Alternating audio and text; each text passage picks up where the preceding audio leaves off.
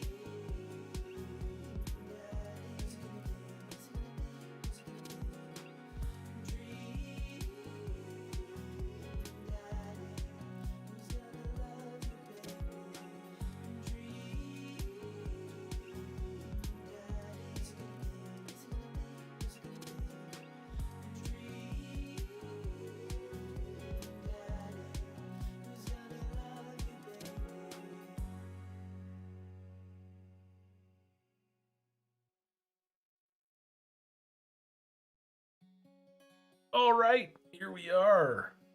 Checking audio levels. Mic looks good. Desktop audio is nice and mellow. All right. Continuing where we left off. Welcome, everyone. To Wednesday Night Dreams with Javier. Got dads. We've got dads. It's great. So like I said in the description, no idea what's going on.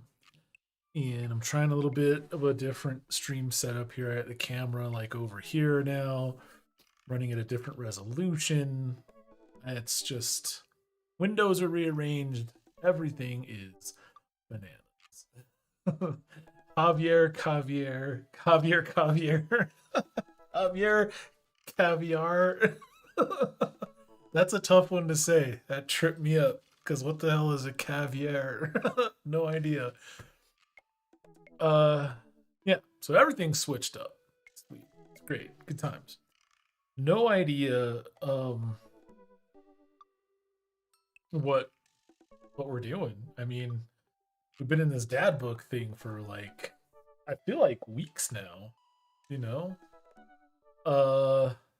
So I really think at this point in the game, you just kind of start leaning into who you might be interested in. I think is what's going on because we've been on dates with everybody. We haven't been on a date with in a while is Matt. We haven't been on a date with Matt in a long time.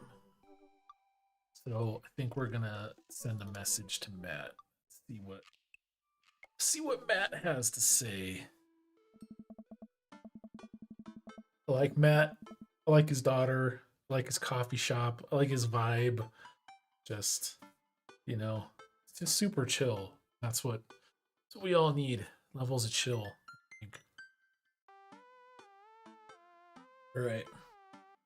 Instead of messaging the guy, why don't I just walk over and grab some coffee? Feeling really sluggish today anyway. I mean, Right? And and of course, the actual main character of the game, Panda Panda, sticks her head out of her room and says, "Father, want to go to the coffee spoon?" Oh, so you get called cool once, and now you're the cool dad who hangs out at coffee shops and listens to neo jazz and stuff. Amanda, are you gonna bring your laptop and your leather-bound journal so you can work on your poetry anthology? Maybe. Maybe I will. Boo, now I want coffee and banana bread. Rainy, you have the power to create those things. We'll just hear her in the background in the kitchen, like with the frozen brown bananas and all that stuff. Look, honey, do you want me to buy you coffee or not? Ooh, pumpkin bread. Let's just make all the breads: banana bread, pumpkin bread, zucchini bread. Let's just go bananas with all the breads. Bananas at this hour. Sourdough. Yeah, let's throw that in the mix too. You can put chocolate chips in your banana bread if you want. I'm not going to judge. It's fine. All of it. Do all of it. Frozen black bananas that have been fermented for weeks. Yes. Yes. Oh, man. It's almost like a banana goo at that point. Focaccia. Nice. Fun fact, focaccia is actually how I remember to say one of my favorite brands of pasta. Actually, it's not. Never mind. I probably mispronounced that. The Checo, the Secco, the Secco. I don't know, dude. Italian is always confusing. Anyway, let's see what we got going on the Discord. Oh, already. Check that one. Okay, never mind. Anyway. No, dude, nothing's wrong with chocolate chips and banana bread. I'm saying that some people do and some people don't. I'm fine with it either way. And I wasn't really like on either side. I'm like, it's fine with. I mean, I like it without too. It's whatever, right? And then I found out like it's controversial. It's like people are like, no chocolate chips, fight me. And then other people are like, absolutely chocolate chips. I didn't know it was a polarizing subject because I was just like, it's good either way. I mean, whatever you want to do. So that's all. That's all that happened once. So Amanda is gonna grab her laptop and leather-bound journal. Gotta stay focused, folks. Oh yeah, it's the guy from the concert. Forgot about this dude and his giant teeth. Amanda and I make the short walk over to the coffee spoon. The place is quiet today, just a few people hanging out, reading books in the cozy little nooks. Books in the nooks. I walk up to the counter and see a familiar pierced face. Facial piercings. Pablo. Hey, you were the dude I yelled at a bunch the other night. Amanda casts a sideways glance at me. You tried to sell me t-shirts. Oh, this is Panda's crush. Alright. And who might you be? She doesn't know who she is. Oh, you're in for a treat, Pablo. Panda's amazing. Dad. This is my daughter, Amanda, the person I am a father to and am very protective of. Pablo's a good dude. An honor to make your acquaintance. My name is Pablo. Did I mention that I make witch house music? I wouldn't call witch house music, but okay. Shade. A piercing blow to my ego, though not one that will dissuade my need to impress you. My innate dad senses tingle. I am overwhelmed with fatherly protective energy. I must do something to protect my child. Change the subject, defend witch house, reappropriate lines from Taken. When in doubt, change the subject. Anyways, Pablo, I didn't know you worked here, he said awkwardly. Oh, yeah, man. Today's my first day. Matt's still training me. It looks like that's what he's saying right there. Matt's still training. Javier. This is the guy who's like, hey. Matt comes out from washing dishes in the back room to meet Amanda and I. He and I high five, as cool people do. I see you've met my newest employee. At your service, although I'm only here until Vacant Vale starts their world tour. Okay. What's that? Well, we have to put out a record first. Baby steps. Alright, Pablo. Now what do we do with customers again? Right, yes. Pablo clears his throat. Hello, good folk of Maple Bay. Can I interest you in a tasty caffeinated beverage? A smashing pumpkin spice latte, please. A classic. And you? Americano football. I do love a good Americano. Decaf for cutie. Just from the name, I want to get it. Father John Misto. I'm going to have to go with Americano football. Although it says football, not football, but that's okay. Americano football, please. Our coffee is as strong as that band's feelings. Good choice.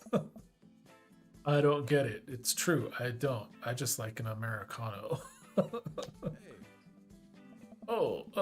American football is a sport, but it's also this emo band that made a good album and then waited over a decade and then made another good album, and their music was very sad and sometimes featured sad trumpets.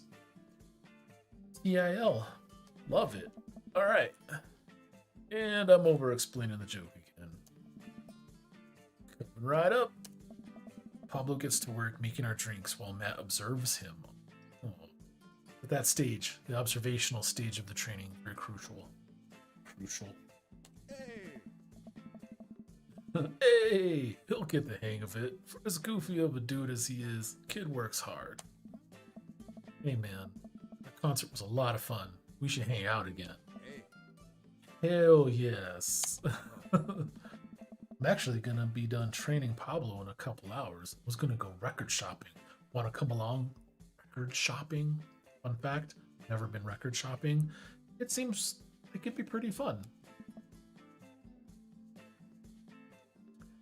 Absolutely. Right. Pablo brings us our drinks, and Amanda buries herself in her laptop. I spend my time sipping my drink and cracking jokes with Matt. Swapping puns. Last time we hung out, he told me that he had trouble hanging out with us. But for some reason, he and I can talk and joke like old buds. It's weird. I feel really comfortable around him. I mean, once Matt feels comfortable leaving Pablo on his own, I say goodbye to Amanda. We start walking to the record store. Yeah, sounds great. Have you ever been here before? No. I mean, we have record players sitting in, but all I have are 2 copies of Frampton Comes Alive. Oh no. Hey. Oh, this should be fun then. We're gonna find you some good stuff. What are we gonna run into? So, seems like you always run into other dads. The walls of the store are packed with posters, artwork, stickers, and records. A few people mill around, flipping through milk crates of albums. Some indie band is playing through speakers. It's a nice vibe. So, why do people still buy records? Isn't it kind of outdated at this point? Come on, man. It's that warm, low end you only get analog sound off vinyl. Everyone knows that. Come on, man. Let's see what he says. There's a lot of people who will try to tell you that vinyl sounds warmer or more true to the artist's intent. But really, I think it's just nice to collect records. See, this part of the reason I like Matt. It's just that refreshing honesty where like it might or might not sound better to your ears. And that's whatever. It's just cool collecting records. It's fun hobby to have. I'm like, respect, dude. Just calling it like it is. That's awesome. Into it. Okay. It's cool that in this day and age, we have just about every song ever created available instantaneously on our phones. But there's something about holding an album and getting to see the artwork in your hands that I'll always love. See, it's awesome. Hey, yeah.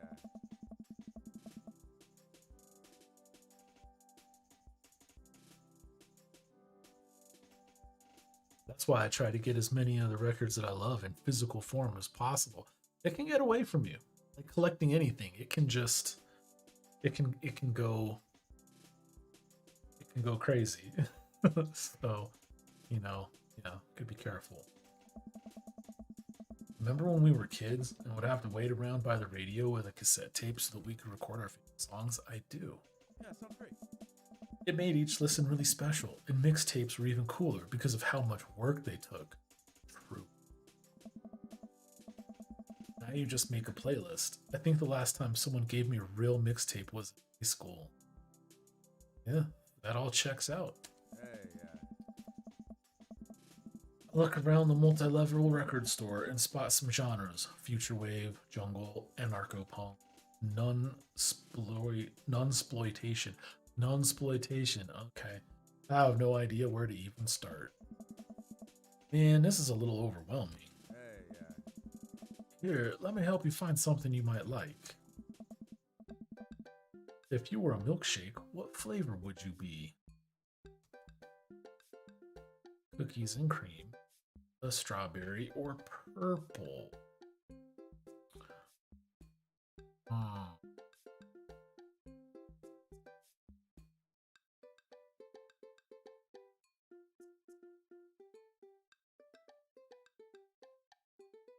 I think if I were a milkshake, I would be cookies and cream. But that's me. We're concerned flavor there would be. So this says purple. We're going with purple. Hey. If you could only buy one type of candle scent for the rest of your life, what would it be? Fresh linen, daffodil mountain spring, camouflage summer breeze, spring creek fireball. I like that one. Power violence cherry blossom.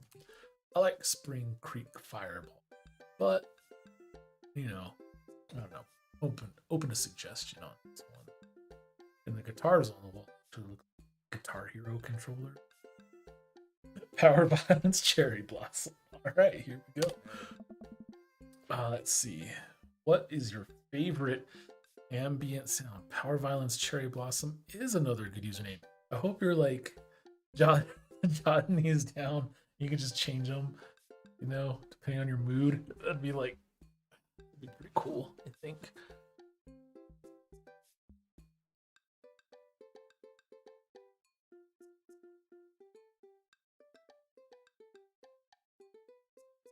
It's the favorite sound. Good. Collect them. I mean, hands down. Star Trek bridge ambiance. Bowling. Howls of the Bone Corpse. That one's cool too.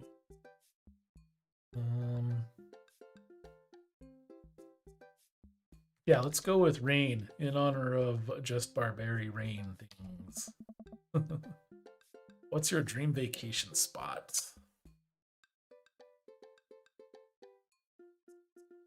My backyard, okay.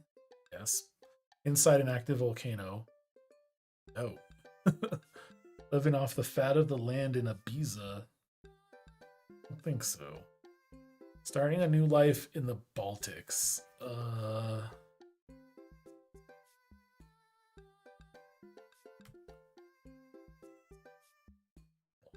Baltics. I was kind of thinking that too. Let's see what happens. What's your deepest, darkest fear? Being misunderstood. Let's see. Worry that people are nice to me only because they want something. Fear that I don't deserve happiness and won't ever get it. It's everybody. What if nobody exists but me and I've fabricated this universe? That's a good one. Spiders.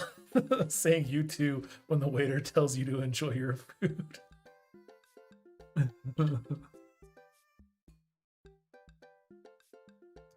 Let's see.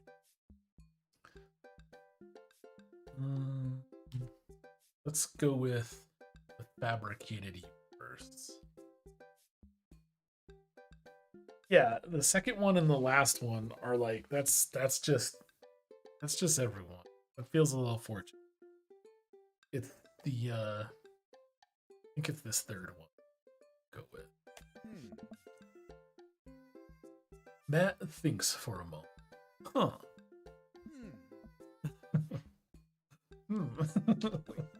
What? Oh, I know just the thing. Hey. Matt runs to the other end of the store and returns holding a record behind his back. And then he shows it to me. This is Trouble Will Find Me by The National. That album. The National have honed their sad guy sound on album after album, and by this point, they're old pros about feeling blue. Okay. Music is so amazing that it'll actually cheer you up, dude. This sounds fantastic. Oh, dude, thanks for the recommendation. Oh. You're gonna have a great time with it, promise. I want to make a note so you can check it out, because I'm sure it's an actual thing. Like, they didn't just make it up for the game like that. I feel like that's actual music I've never heard of, so check it out. Matt and I bring our records to the cash register. A young girl with a septum ring and a buzz cut stands behind the counter with one earbud in. Usual stuff today, Matt? Hey. Just some light pickups. Matt places 3 albums on the counter. Swear I'm Good at This by Dietzig. Forever by Mystery Skulls. And Greatest Hits by Remo Drive. Tight. The cashier rings Matt up and hands back his albums in a bag. She stares at me suspiciously in my dapper ass suit, cop mustache. Who's the nerd? That nerd is my buddy Javier. Javier, this beacon of human charm is Molly. I got kicked out of art school for destroying my paintings at the end of every critique. Okay. Lovely to meet you. Anyway, Matt, is the open mic night still on? Hey. Oh, it. Are the Third Waves gonna do a special acoustic performance? Might see if I can get a few of the girls together. The Third Wave. Okay. There's an open mic night going on? Oh. Yeah, dude, we do it every month at the Coffee Spoon. Some amazing talent always comes through. Got a flyer for it right here. Oh. You and Amanda should come by that night. Hey. Matt blushes. Ooh. I mean, if you're not doing anything. Will Vacant Veil be playing? Yeah, sounds great. If only. Finish paying for my record and head out of the store.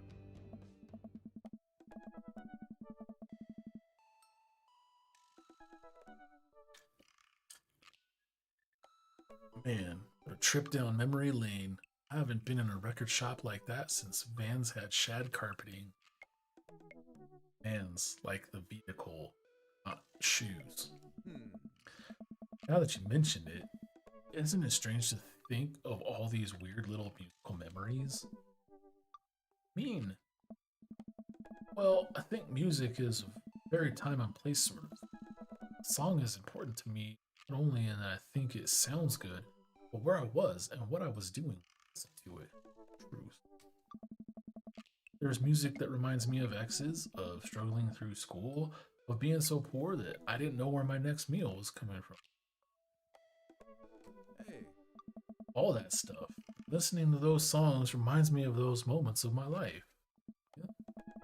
Now that I think of it, even the pop concert Amanda made me take her to is special to me. I mean, I'm not really a fan of the band. Hearing their songs on the radio reminds me of how young and excited Hey. and then that even reminds me of a younger me going to see my favorite bands in concert with my friends. I always go to my friend Cynthia Chapman's house beforehand and smoke pot in her basement like we were so slick. Her parents definitely knew what we were doing. The basement. Wait, when was the last time you smoked pot? Matt stops and thinks for a moment. It's been decades. Dude, me too. Where do you even get pot? Is that even what the kids call it these days? I don't know, Hey. but I bet I could find out. Do you want to get high and listen to our new records? What would Javier? Hmm. Roberto. Yeah, yeah, that's definitely gonna be the hookup. Is Roberto? Just call up your buddy Roberto. Hey man, need some. I need to pick up some weed, man. Can you hook me up? And he'd be like, I thought you'd never ask. uh, hmm, this is a tough. Let's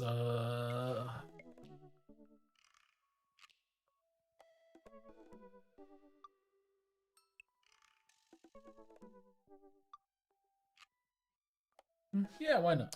Hmm. Matt pulls out his phone and starts texting. Hmm. Hopefully, he's texting Roberto. After a few minutes, he looks up at me and smiles. Hey. Oh, Molly's got a hookup. Says to meet in an alley near the coffee shop. Oh.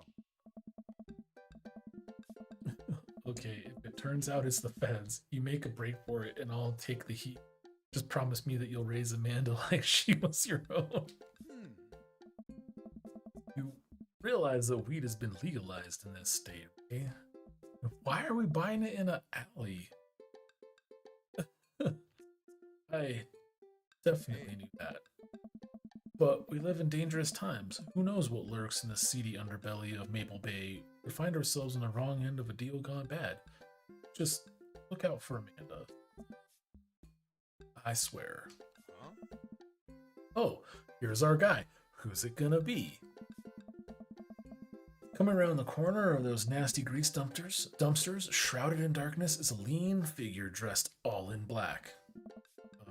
Excuse me, Mr. Drug Man. Surprised, the person almost jumps out of their skin. It's Lucian, Damien's son. Who sent you? What? We're cool, man. We're cool. Says who? For all I know, you could be with the feds. Actually, weed is like, prove you're cool. How do you prove you're cool? I feel like the moment you try to do that, not cool. What? You need to know that you're down or I bolt. Show him you're not wearing a wire. Press him with your extensive knowledge of current drug lingo. Cite mutually assured destruction. What minigame would be dope? Let's go with mutually assured destruction. Matt liked that, so that's cool.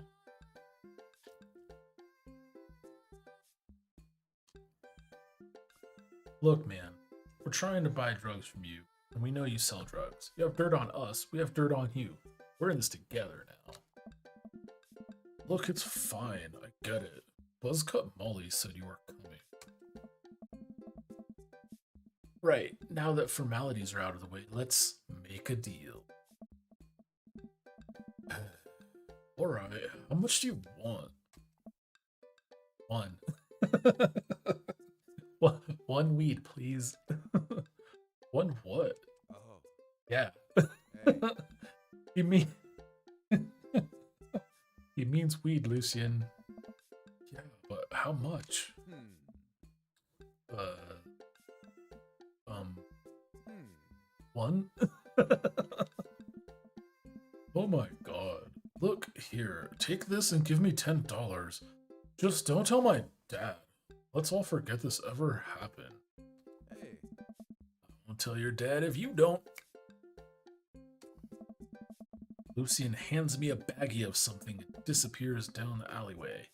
I open it and take a deep whiff. Smells like genuine drugs. Yes, sirree.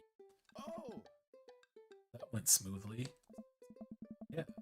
We should get off public property before we smoke this. Oh. Great idea. Let's head back to my place, yeah? Okay.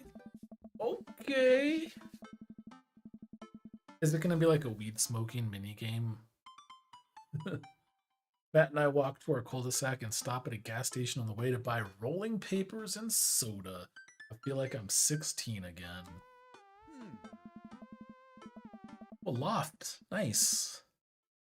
Carmencita's having a sleepover tonight, so that gives us all the time we need to do drugs.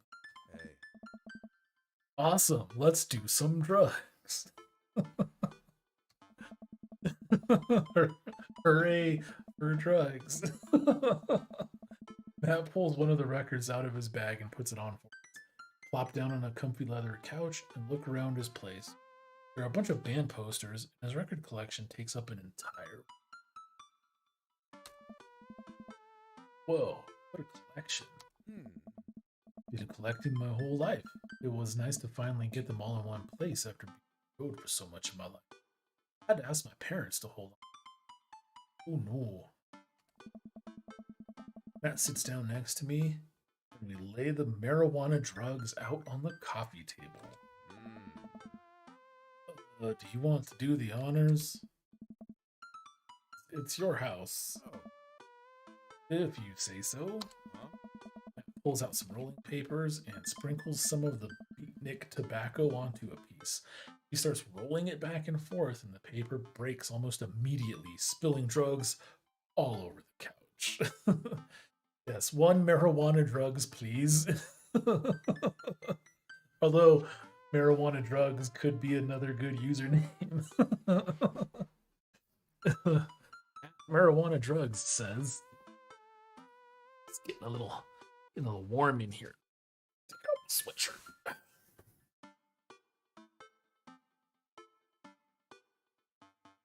It's warming up. Unseasonably warm. All right. Still here. Cool.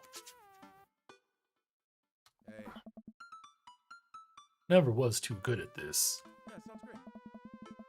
Matt tries again and is able to successfully roll a nice looking weed cigarette. He hands me a lighter and the blunt, I think, and I take it. Well, let's open up the nug, smoke some of that gateway drug, or rip that golf fairway.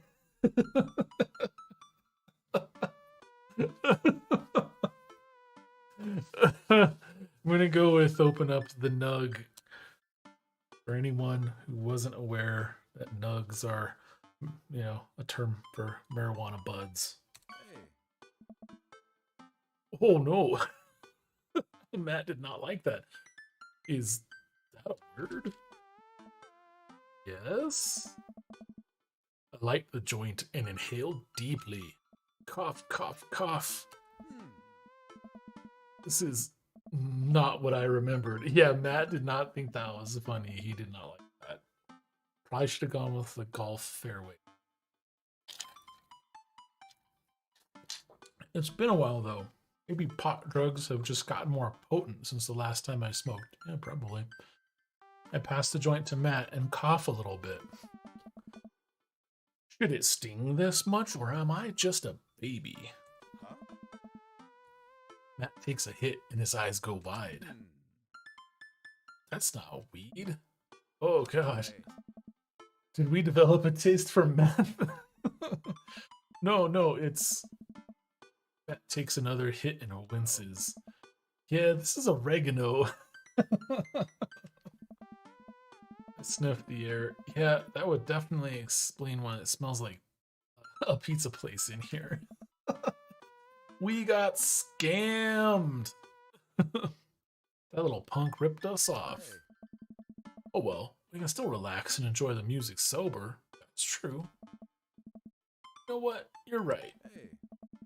Sit and listen through the Diet Sig album Matt bought, which is catchy as hell. Alright. I look around the room again and see photos of Carmencita growing up. I spot a young woman with a huge smile in one of the pictures with the two. Who's that? Oh, that's Rosa. She was Carmencita's mother. She died. Carmencita. Oh, we have that in common. I'm sorry to hear that. Amanda lost Alex at a young age, too. I can understand how hard that must have been. I look around again, spotting a framed gig poster hanging on the wall. On it, there's an illustration of Matt and Rosa surrounded by flowers. The cursive lettering reads, Stillness, the Dancing. Looks like they played the Soundgarden over a decade ago. Were you two in a band together? Oh, man. Yeah, that was the reason I was touring so much when I was younger. We traveled the whole country in this rinky-dink little van. It was hard to start, but once we started gaining notoriety, seeing how much our songs meant to kids, just incredible. Wow, that seems like a life some people only dream of. Hey. It was, and it was difficult at the same time. I couldn't have done it without someone by my side. Rosa and I knew that we couldn't do it forever. Long hours on the road, missing your family, sleeping in the van, all that stuff. I mean, She once became I don't know if- so once she became pregnant with Carmencita, we put down roots in our favorite town to play in. Since she was a kid, Rosa always had a dream to own a quiet little coffee shop. She died before it happened. I'm so sorry. Oh, man. Don't be. I'm not really sure what to say. I couldn't possibly count the number of times I told people the same thing after Alex died. Hey, dude. Matt gets up to flip the record. Next to the turntable, I notice a dusty piano. Do you play? I'm out of practice. I used to jam on the keys back in the day.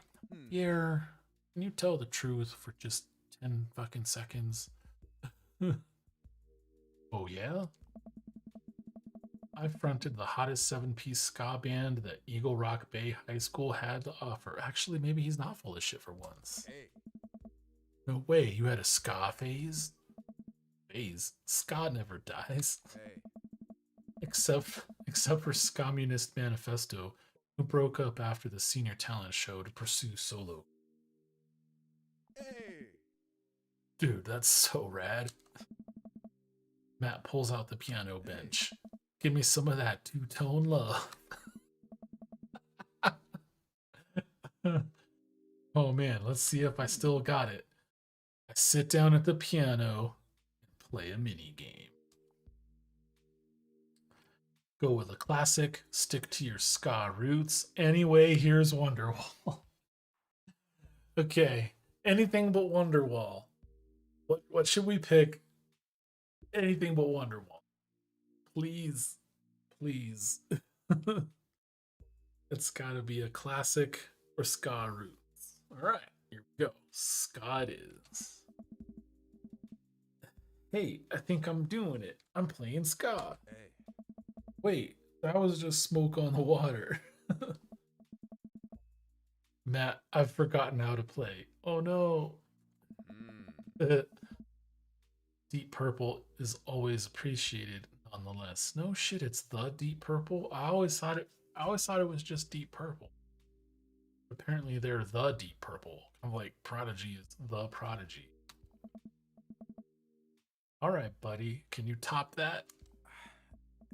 I mean, I I don't know. uh I shouldn't. Oh, come on. No, I'm I don't know if I it's been a should. long time. I feel like we should drop it because it was something he shared with his late wife. You know, he's just trying to avoid it while still being polite, I think. Yeah, let's drop it. Okay, buddy. Sorry to put pressure on. Hey. I mean, it's not a problem. It was good to watch you get back in touch with the music that flows through you. I learned to play that song when I was 15. Hey. Matt and I sit and listen to more records until it gets late and I decide that I need to go to get to bed. Matt walks me to my door. Hey. Let's never tell anyone about the oregano, okay? Deal. Wait, can I tell my doctor? I don't know anything about the health effects of smoking oregano, and Oh. I think we'll be fine. Oh. Night, dude. I smile. Night. I walk inside and the house is dark, save for the sliver of light coming from beneath Amanda's door. Huh. I knock lightly on the door and enter Amanda's room. She's sitting at her desk with her camera, editing photo. Cool. Amanda swivels around in her chair to face me and slumps down. What smells like a pizza parlor in here? What? Nothing. So, what's up? Huh? Dad, I'm hungry. Wait, Huh? oh, wait, no.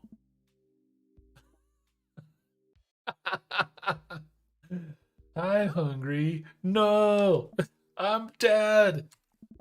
Amanda collapses on the floor. I promised myself I'd never let it come to this. Sorry, kiddo. You set it up, I spike it down. You're a monster. Want some spaghetti? Yes, please.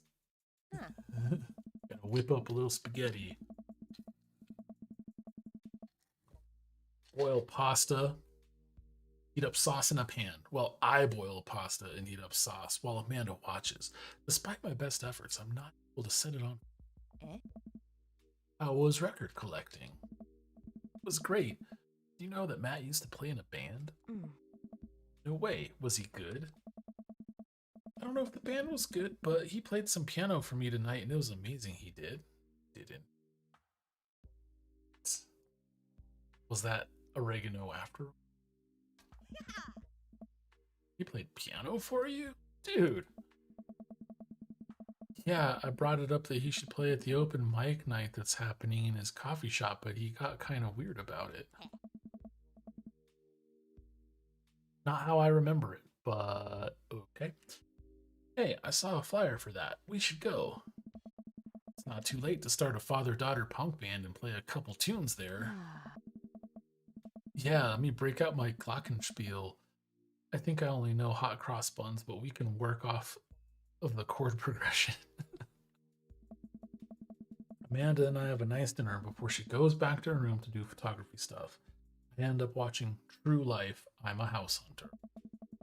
They're staging an intervention for the house hunter, who is crying uncontrollably over the color of the walls. They know they can paint the walls of their house any color they want, right? That song is stuck in my head all night.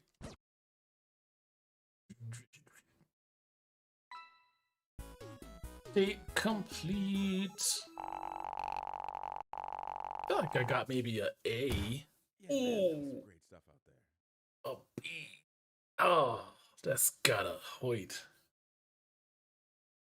All right. I agree, though. That is weird. It's a little bug. I got a bee. That's okay. I've gotten a bee before. It'll be all right. Well, it's been a long day. Just about ready to pack it in. After a few bites of ice cream from the freezer, I turn off all the lights and walk down the hall to my room. I wonder if Amanda's still awake. That kid needs some sleep. As I pass her room, I can hear a faint sound. Can't quite make out what it is. Get a little closer.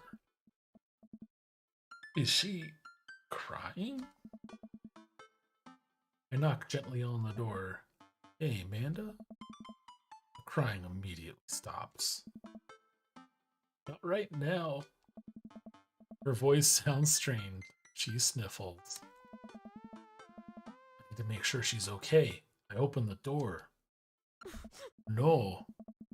In the dark, I can see Amanda's outline in the middle of her bed, knees hugged up against her body. Amanda, what? No. I think okay.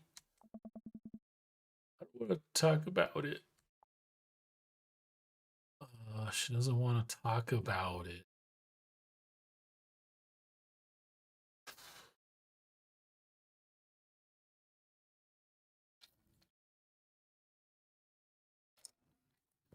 Yeah, I was gonna say, let's try one gentle push. Just a probe. You don't want to drop it immediately. Just once. I agree. Dad and I, same page. Did something happen? No, nothing happened. Go away. All right. Here is where we stick to our just once. We're like, look, we tried. We're like, all right, we'll try again, and we'll be here for you. You know, in the morning because it's night. All right. Does it even let me? Yes. All right. I'll leave you be. Back out of the room and close the door gently. She immediately starts crying again. Ooh, oh no. I have no idea what has her so upset. She seemed totally normal. I feel awful just leaving her to cry, but I also get the feeling that if I tried to do anything else, it would only have made her more upset. I got that feeling too. I can't stop mentally cycling through all sorts of awful things she could be dealing with right now. More than anything, I just want her to be happy and safe. Yeah, better not be Pablo, man. I know a guy. I know a guy. I'm here to drink bourbon and solve problems. I'm all out of bourbon. So, you know, better not fuck around, Pablo. I have a hard time falling asleep, but when I finally do, still thinking about Amanda. Long night of very little sleep, out of bed and make myself a pot of coffee. Amanda should be up for school soon. Maybe she'll be willing to talk about whatever's bothering her. About 10 minutes before she's supposed to leave, Amanda comes out of her room, makes a beeline to the freezer. Call Roberto. Hey man, I have a problem that you can maybe help me with, Roberto.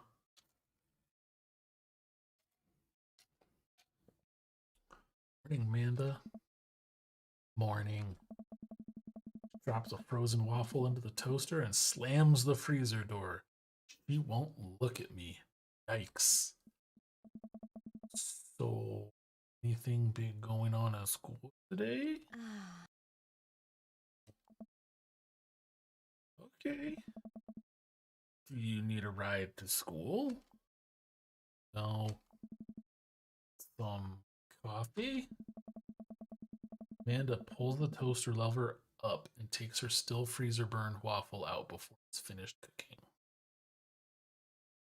Oh, okay, cool. Thanks, Rainy. Cutting out a little bit when I speak lower. Yeah. Probably might be my gain. I don't know. Let's adjust that just a little bit. See if that helps. All right.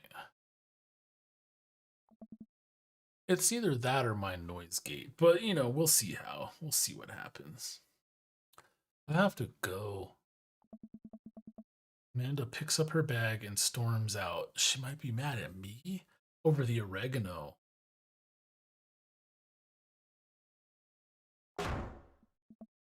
Oh, slams the door. Oh, okay. I haven't seen her act like this in a long time. It's usually short lived, but it always hurts. Hopefully, this blows over and things are back to normal soon. I sit back at the kitchen table and look at a picture of Amanda and I hanging on a wall. In it, I'm teaching her to ride a bike. Her face is a mixture of excitement and pure, unadulterated fear. I remember how determined she was. Every time she would fall off and scrape her knees, she would get up and try it again. Finally, I had to stop her because she was bleeding everywhere. Then she started to cry because she didn't think she needed bandages and wanted to keep trying. Solid. As I put the bike away, she just stood in the middle of the street and screamed. Then I took her for ice cream, and it was like nothing even happened. Giving it a bit of thought, I decided if I force her to talk about it, I'm only going to make things worse. But I have an idea. I start rummaging around for ingredients. I hear Amanda walk in the door. Instead of heading for the kitchen like she usually does, she makes a beeline to her room. She's clearly trying to avoid me. Hey, pumpkin? But can you come here for a sec? There's a moment of silence. Yeah. I wanted to say sorry about last night. I'm just worried about you, kiddo. I get scared when I know something's wrong, and I even get more scared. And I get even more scared when I feel like I can't do anything about it. Dad, So just whatever it is, and you don't have to tell me if you don't want to, but whatever it is, just know that you have a dad in your corner who wants you to be happy. Honey, you know I'm bad with words, so I was hoping I could speak a language we both understand. Pull a cake out of the refrigerator and place it on the table. Hopefully, the frosting is set by now. Ta da! Yeah. Sorry you're sad, but I support you 100%. Art. That is an awesome cake. It took me a really long time because I ran out of red frosting somewhere around sad and had to start over. And this is beautiful. It's strawberry. Need the cake very often. Okay. All right. Okay. Amanda gives me a big ol' hug. That's cool. Grab some plates and forks and serve us up some delicious cake. So, it's really stupid. What is? This whole thing. I know I've been really weird lately, and there's just. I don't even know how to explain it. I feel like I might have to. Make you a chart. Thing? Do you want me to take notes? Guess I should start from the top. You know how Emma R is going to that fancy art school in California, right? Emma R. I don't remember which one is which. This is crucial.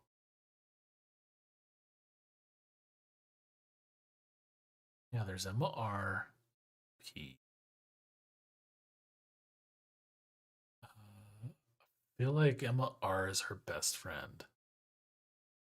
Right? Oh man. This is important. So you have to pay attention. And I feel like we promised earlier we'd like swore that we'd never like, you know, get them mixed up again before. We like promised that we'd do better. feel like. I feel like this is saying it's the other one. Is that right? Emma P is the bestie. Okay. So Emma R is the other one, or the one who puked in Dead Goth and Beyond?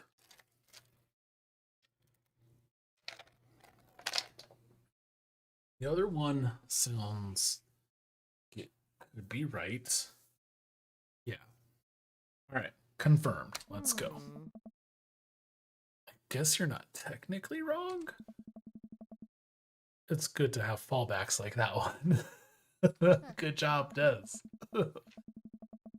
Anyways, ever since she got the acceptance letter, I've been feeling like she's drifting away, you know? And she's been spending a lot more time with Grace and Emma P. I just thought it was all in my head for a while, but then I found out from Rosie M that both of the Emmas, Grace and Noah, all went to a party at Mackenzie F's. On the same night, they all told me they were busy studying for the Calc AB final. Oh. Yikes. So, another important piece of information is, God, this is embarrassing. I have a crush on Noah, and, that's a thing. What? Whoa, I had no idea. I definitely didn't know that. Okay. You're a bad liar. So are you. I learned from the worst. All right. Anyway, so the only person I told about the crush was Emma R, and she promised not to tell anybody. I didn't confront them about the party thing because I didn't want to start drama, so I just keep quiet and keep going about my business. And a sighs. And then one day I invite everybody out to get nachos at the mall, and after not texting me back for like 2 hours, even though none of them ever put their phones down for more than 60 seconds, they all say they're busy, like simultaneously. Oh, shit. Yeah, that's gonna sting. So I tell them, never mind, I'll just eat nachos at home, right? But we were out of chips, and I really, really wanted nachos. That is a pain I can relate to. Yeah, bad friends, for sure. Totally understandable. So I go to the mall anyway. I get to the food court, and who do I see there but Grace, Emma P, Emma R, and Noah all hanging out together and eating nachos without me. Even worse. What? It gets better. I'm standing by the escalators watching them, and I realize that Noah has his arm around Emma R, which is kind of weird, right? Right. But then they kiss. Oh no. No. Yes, I know. So I storm over there and I'm like, hey. And Grace drops a nacho on her shirt because of course she does. And Emma R just like glares at me. Grace, Grace, nothing is coming up. I don't know who that is. Grace is the. It was Grace. Oh no. That is a strangely sexy broken heart icon. I don't know. Am I the only one who sees that? Uh, let's see.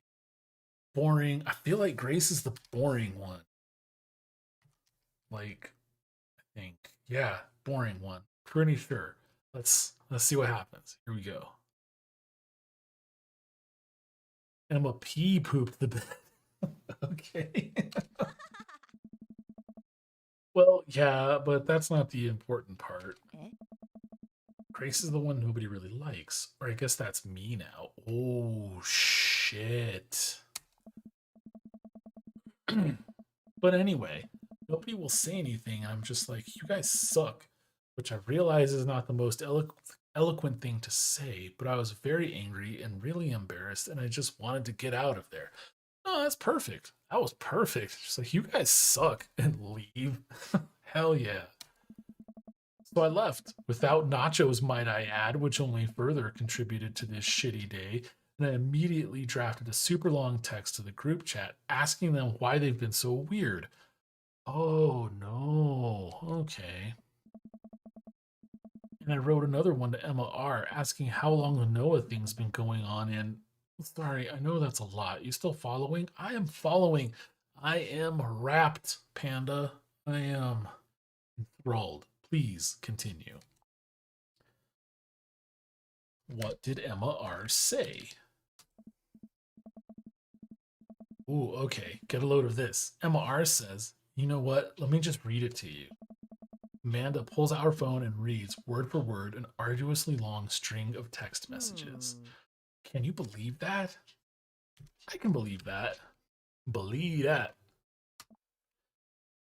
I care so much about Amanda's social life and mental well being, but man, do I not understand what she's talking about. This is all beyond me, but I am trying my hardest to be supportive. Ah. They were dating in secret for like months. So I told her that she's being a really terrible friend. And she's like, well, if you think I'm so terrible, then just stop being my friend. And I was like, okay. And then she left me on red. And then, wait, left me on red? What's that? That's kind of a big deal. Oh, like she saw my message and didn't reply. And I know because there are read receipts.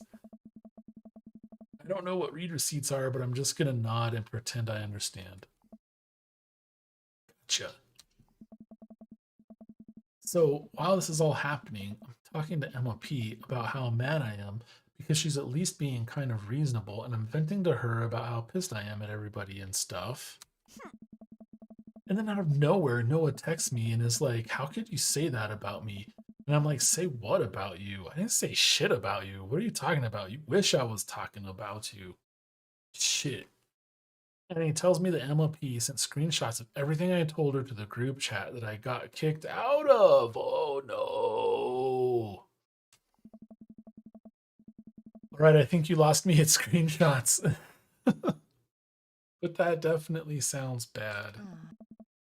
There's so much more, but honestly, it's all just really stupid teenager stuff. Yeah, but it seems like the world at the time. The bottom line is that everybody dropped me, half of my grade hates me, and now I have no friends. And, so sorry. I almost expected it from everybody else, but Emma R's been there since Mom died. I can't believe she would just stab me in the back like that. I'm not even that mad that she's dating Noah. I'm just upset that she lied to me about it for so long. Oh shit. Amanda stabs at the remnants of her cake. Okay, I take it back. I'm kinda mad she's dating. Like, what did I do wrong? Everybody just suddenly decide I'm not cool anymore. Why wasn't I enough? I don't understand. And as mad as I am at everybody, like, I miss them, Dad. Amanda looks so dejected, I almost can't take it. What could I possibly say to help? Panda is the coolest kid. You're awesome, Panda. They suck, and they're missing out. Oh. Anyways, that's it. That's the whole sort of tale. Thanks for listening. Tune in next week for more hot gossip.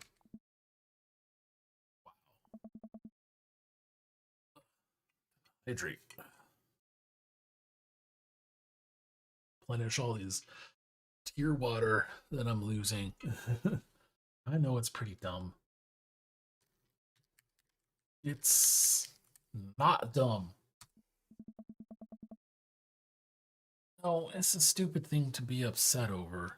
Disagree. Can't judge your feelings, people. Gotta let yourself experience them so that you can then, deal with them in a healthy way. Start judging them up front, and you're gonna miss out on the truth. No, it's a stupid thing to be upset over. And your feelings are real. Don't ever be mad at yourself for having feelings. That's good advice, Javier. guess. Unless you've secretly been a robot who's been approximating human feelings this whole time. Dad, if I was a robot, I would have transformed into a monster truck a long, long time ago. But seriously, I know you probably don't want advice, but I feel like it's my duty as a dad to bestow upon you a few nuggets of fatherly wisdom.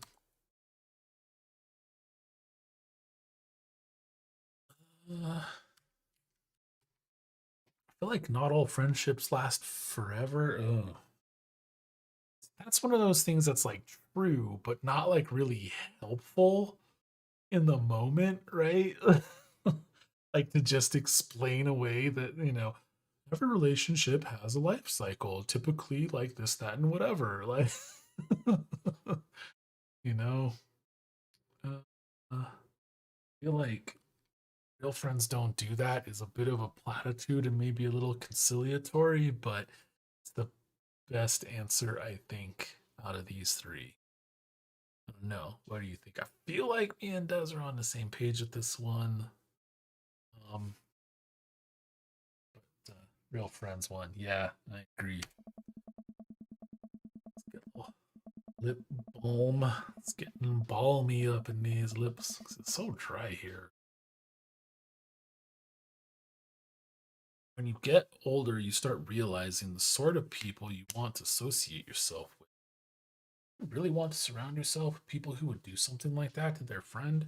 It takes a lot of work to find and maintain meaningful friendships. It does. But, gotta say, it takes a lot of work to find and maintain meaningful friendships, but if they're like valuable, the work is like there's a joy in it. And it doesn't seem like work, I guess. Um be where you want to be. Just like that, speaking of, here's Kenny. Here's Kenny. High school does suck, but that never helps teens. That's true. Right. Yeah. Kenny, we're helping Manda Panda through some heavy duty shit. She basically just had her friend group fall apart all around her and she was like the odd person out. So um, you know, yeah, work doesn't mean bad, but it does take work, right? That's what I was trying to say. You know, that there's work, but there's no tedium. You know, so effort it takes effort. It took me a long time to figure that out myself, and I wish I had learned it sooner. If the other person isn't putting the effort in to show you how much they care, it's not worth it. You're not beholden to being their friend.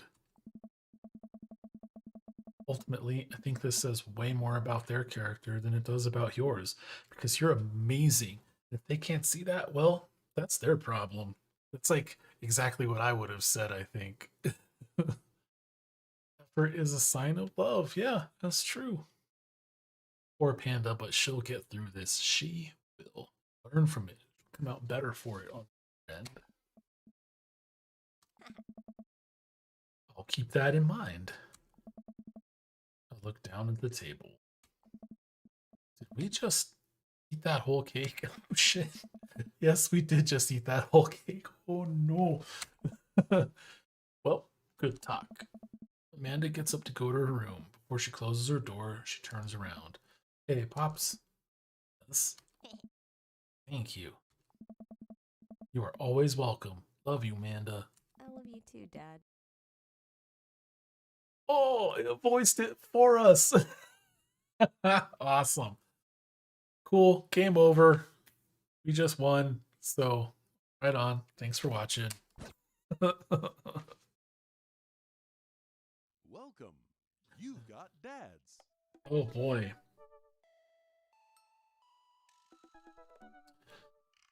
All right. Let's see. Went on a date with Matt. Right. Who's it gonna be?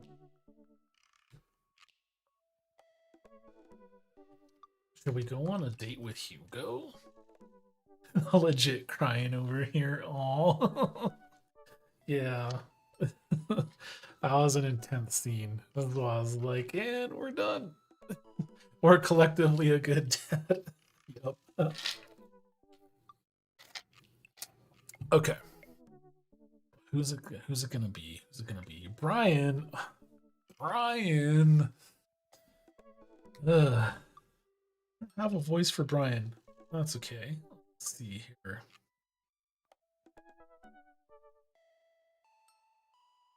Might be quiet. You're working on a giant painting, dude. Awesome. And I feel like we should all support every decision that suggests, has not let me wrong, has not led me wrong over the course of 2 different games so far. So that says a lot, I think. So, oh shit, I forgot that. I keep forgetting. Like I set up a stream deck, and I have like sound effect buttons and stuff like that, and I keep forgetting to use them. So I'm gonna try to remember to use them. So,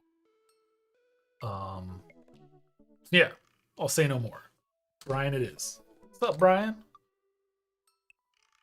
Wait a second. I mean, oh, I gotta click message. That's right. That's how this game works. I know how to play video games. I did. I set up my chatting background. Oh yeah, I have an air horn. Just for you. Let's see. Hey, Daisy and I are going fishing tomorrow. Are you in or out? Oh, so he sent me a message.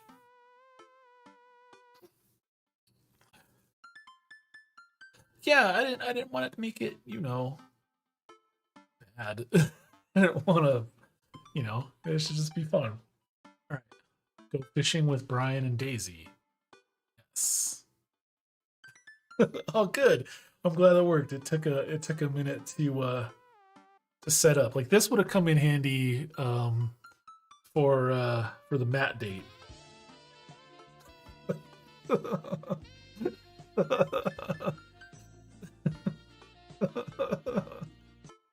That always reminds me of Aaron Evans. I don't know why. All right. Are we in or out? So we. Oh no, I've been dreading this day. I accidentally boasted about my abilities as a fisherman to Brian, and now he's challenging me to another dad off. I've been doing my fishing research online, but I'm nowhere close to being an expert. Still, though, I have to accept. We already went fishing with Brian. All right, I type back to Brian. Sounds good, great man. Super excited to catch all of those fish. Make sure your order is in good working order because you're going to be all over my lawn this weekend. Oh.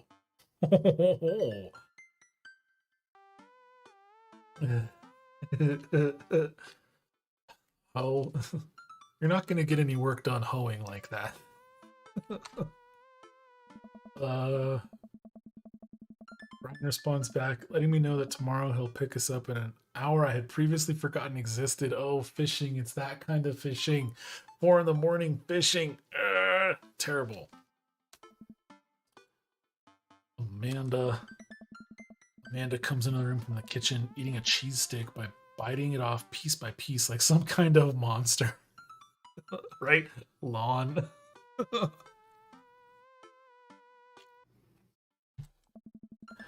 I didn't raise you like that.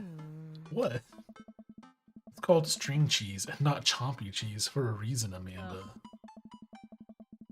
Did you just call me in here to criticize my controversial string cheese eating technique or what?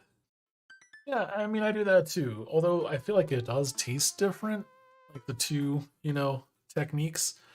But, I mean, it's fine. If you think that's bad, you should see Rainy eat a Kit Kat. Just right on the side. It's frightening.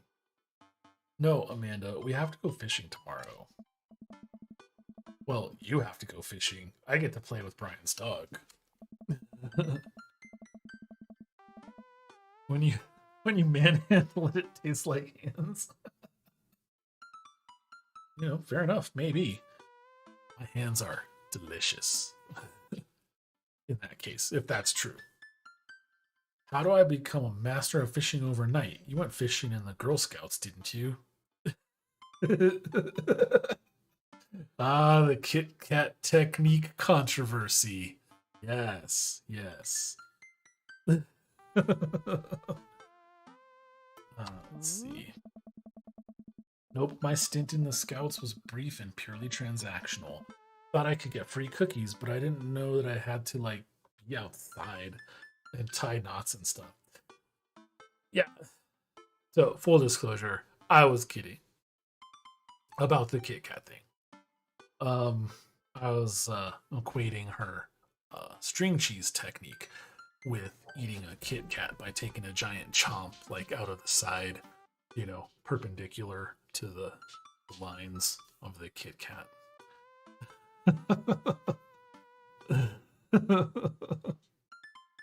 So, I think that she eats a Kit Kat like, a normal person. But I don't know. Tell us. Tell us, Rainy. How do you enjoy your Kit Kats? I have to beat Brian. Oh, Dad, let me tell you a story. Do you remember last summer how I applied for a job at that coffee shop across town? Give me a refresher. During the interview, they asked me if I knew how to work an espresso machine. I really wanted the job, so I lied and said yes. That first morning, there was a line out the door, and with half an hour, I severely burned my hand, and they told me to go home and never come back. I still have a scar from that. Yeah. Of course I remember. What does that have to do with fishing? The burn is a metaphor, Dad. I don't get it. You can lead a horse to water. What do horses have to do with fish and burns? Dad, please. I don't get your obsession with competing against Brian. You wouldn't understand. It's a dad thing. Please try explaining it to me. Okay, Brian's he just thinks that he's so much better than me, and he purposefully reminds me of that whenever he can. It's like he has to one-up me. I have to beat him at his own game. That's how they get you. Is that what you think is happening here? No, Amanda. Okay, good. I know that's what's happening. I unfortunately know how one of the Kardashians eat Kit Kats. They pull it apart layer by layer, and each layer. The green tea Kit Kats are awesome. Agree. But that delayering.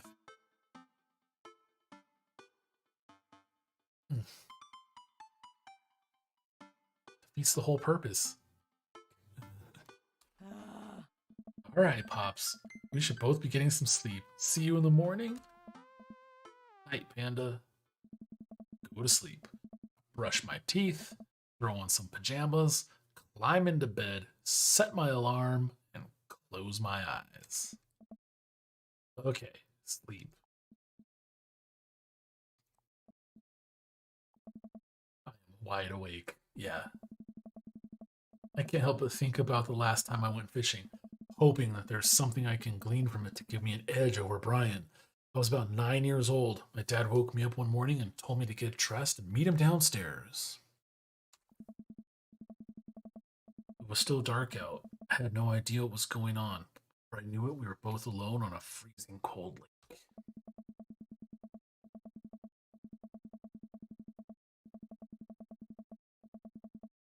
See, I had to sit there for hours while it got hot and muggy, the air thick with bugs. I picked at mosquito bites while my dad sat in stony silence, fishing pole in one hand and a beer in the other. Catch anything. Sounds horrible. On the long drive home, my father bought me a pack of cigarettes and didn't say a thing. What? You're 9? That didn't help, and I think I have some repressed sadness about my father. I'll deal with that later. Sitting on a boat in the middle of a body of water. I can't see any land, but I know it's a lake.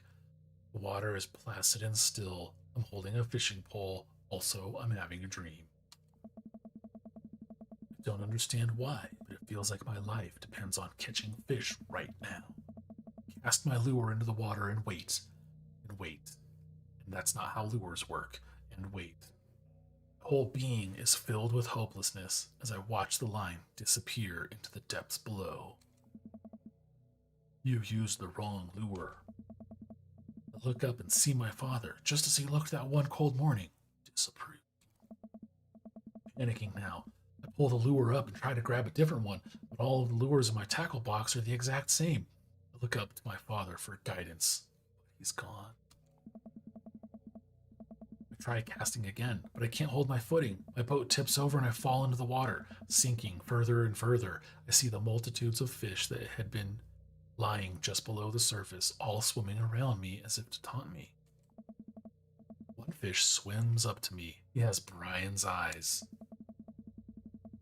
You gotta use a neutral buoyancy lure if you're trying to catch trout, buddy. Jolt awake to the sound of my alarm. It's fishing day. That would explain the weird dream. I groggily slip on clothes and get ready. Spot Amanda's door half open and see her still curled up in a mountain of blankets. Walking over to her bed, I give her a tiny kiss on the forehead. Fishing day, kiddo. You ready? Oh, well, you gotta get up. I can't do this without you. Also, stop sleeping in your clothes. Amanda pulls her comforter over her head. Never. Amanda, I'll get up in a minute. All right, Brian should be here in 20, so you better not just go back to sleep. Amanda sticks her hand through the blanket to wave me away. I leave her room and make myself some coffee and another cup with lots of cream and sugar for Amanda. Whenever she gets it. Galley. Galley what? I think it's the dog wrestling match. Amanda eventually wanders in and chugs her coffee while I do word jumbles.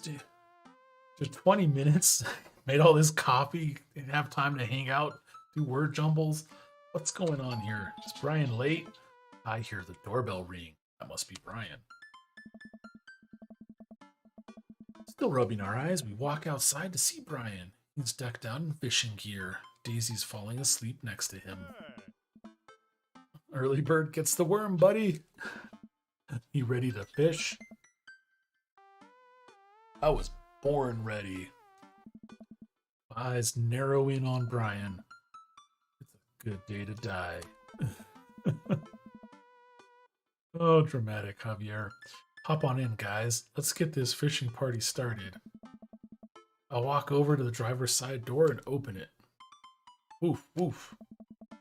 Brian's dog immediately hops into the driver's seat, wagging his tail furiously. Can I see your license, sir? Maxwell, let Javier sit. Maxwell obediently hops into the back to cuddle with Daisy. Amanda settles in next to Maxwell and Daisy and immediately falls asleep. Good call. You ready for an adventure? I'm ready for glory. I struggle to stay awake as we drive to the outskirts of town. Country music plays quietly from the radio as I watch trees pass by.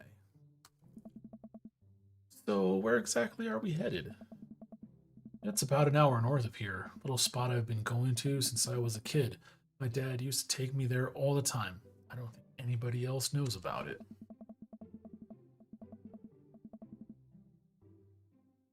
Lake Yali. Bought everything we need so that we can catch some trout, have a nice little fire, and enjoy the nature. My, fishing pole is in the shop, getting it tuned up. Do you maybe have an extra I could borrow? But of course, it's probably not as nice as it sounds like yours is, though. Right. I am digging a hole here. Stare out at the forest lining the highway. The sun is just barely over the horizon, scattering dusky pink light through the trees. For a split second, I spot a deer grazing on the side of the road before it leaps back into the brush. After After a nice, quiet drive, Brian eventually tells me to pull off the highway and onto a dirt road.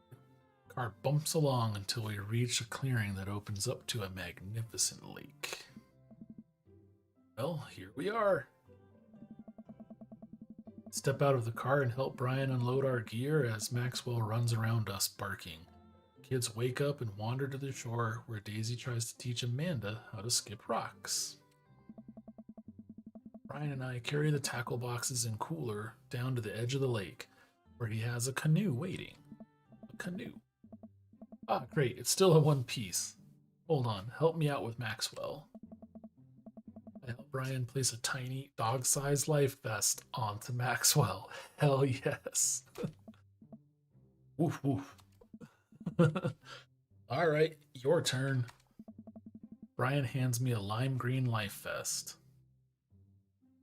Maybe if I fall in, you'll save me. I feel like that's our only option. Wearing a life vest is just smart. So I think that's gonna be the option we're gonna go with. If I fall in, I'm counting on you to rescue me. Suit yourself with eggplants.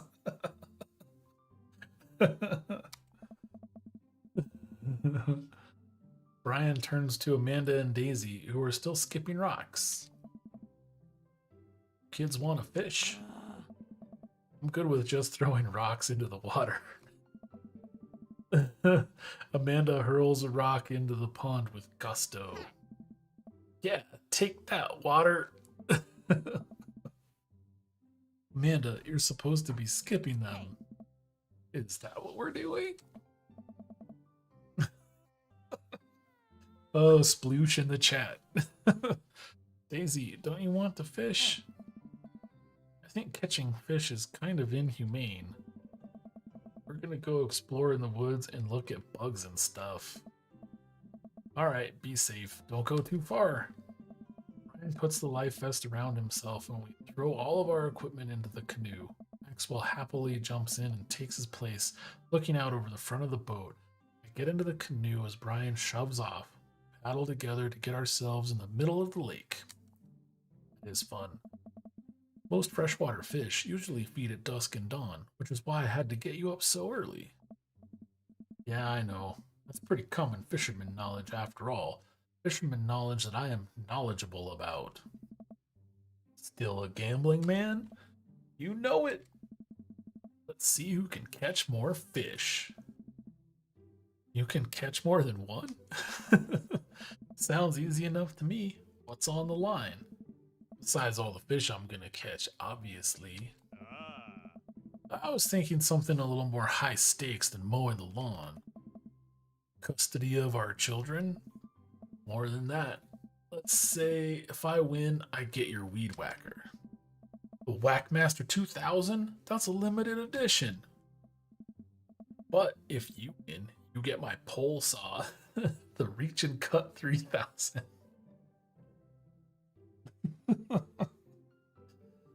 If you win, you get my pole saw. The Reach and Cut 3000.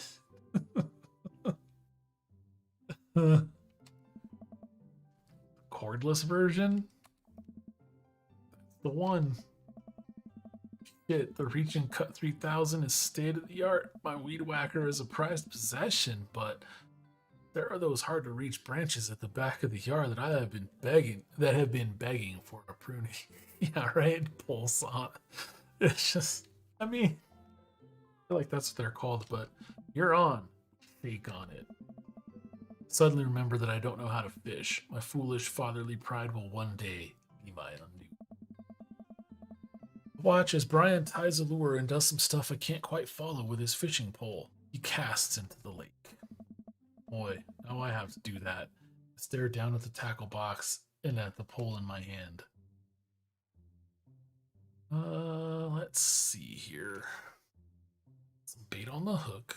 Salt the fish. Stretch before physical activity.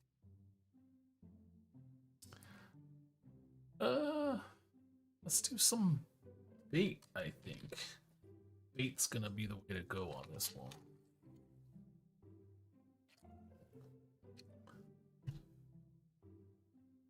I don't want to insult the fish. That doesn't seem cool. Stretching before physical activity? I don't know. Let's go with put some bait on the... Oh shit.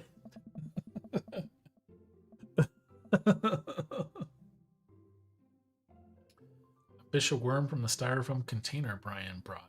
It's slippery, but I think I can get onto the hook if I just focus. Oh god, I'm bleeding. Oh god, the blood's everywhere. The worm is not on the hook. Need some help? No, I meant to do that. The blood attracts the fish. They can smell it up to a mile away, you know. I don't know. I think that's sharks. I don't know about that. No, it's definitely fish. Now what? Perform fish mating call. Tie a knot or something. Meditate. I know, right? I am super hitting it off with Brian. I'm not even trying. I mean, maybe this is a sign. Let's tie a knot or something. Ah. He's loving that too. I take my pole and try to tie an elaborate looking knot to impress Brian. The classic hunter's bend. I learned that one in my youth. Yep, this one isn't coming apart anytime soon. With this knot, I will cast my heavenly line upon the unsuspecting water and deliver unto us a bountiful harvest. I look over to Brian. He doesn't seem to be paying attention. Let's cast this sucker. I pull my rod back and launch the lure as hard as I can. Whoa! And the lure flies off the line and sails far, far away, ending in the lake with a loud sploosh. Oh no! Sorry, I judged the wind speed wrong. This cold air drives the pressure down. Hey! Go ahead and take my pole. I know it's hard switching to a new pole you're not used to. I'll fix up another lure. Aw, he's being gracious. Yeah. Kick your butt with my wheel of my chair. Let's see. Oh shit. All you gotta do is line up 3 of the same species and reel them in. Alright. Need to match through. This is like Candy Crush or something. Take my pole. Right? I can't tell which fish is which. Catch that fish. Alright. Let's see, are we supposed to click on it or something? Nice man. Now you're fishing. Like that. Nice catch. Worked. Alright, cool. Let's do that guy. Oh no, it was wrong. Let's see here. That's the largemouth bass, popular sport fish, made blah blah blah. I don't have time. I'm playing a game, buddy. Let's see. Where's the 3? Ah, here we go. Nice man. Nice man. And another 3-piece combo right here. Match of the day. Match of the day. Cool. Let's see here. What else do we got? I don't think that's one. No. God, I'm so bad at these games. Now you're fishing. Let's see. And then here's one. Catch of the day. And, here's one. Fishing. And here's one. Here's one. One here. And here. And here. Oh goodness. Alright, here. Right here. Right here. Having an off day. Okay, well I thought that was one. That's one. Yeah, that's one. And where is another? Oh, I'm not seeing any. There's one. Nice man. All right.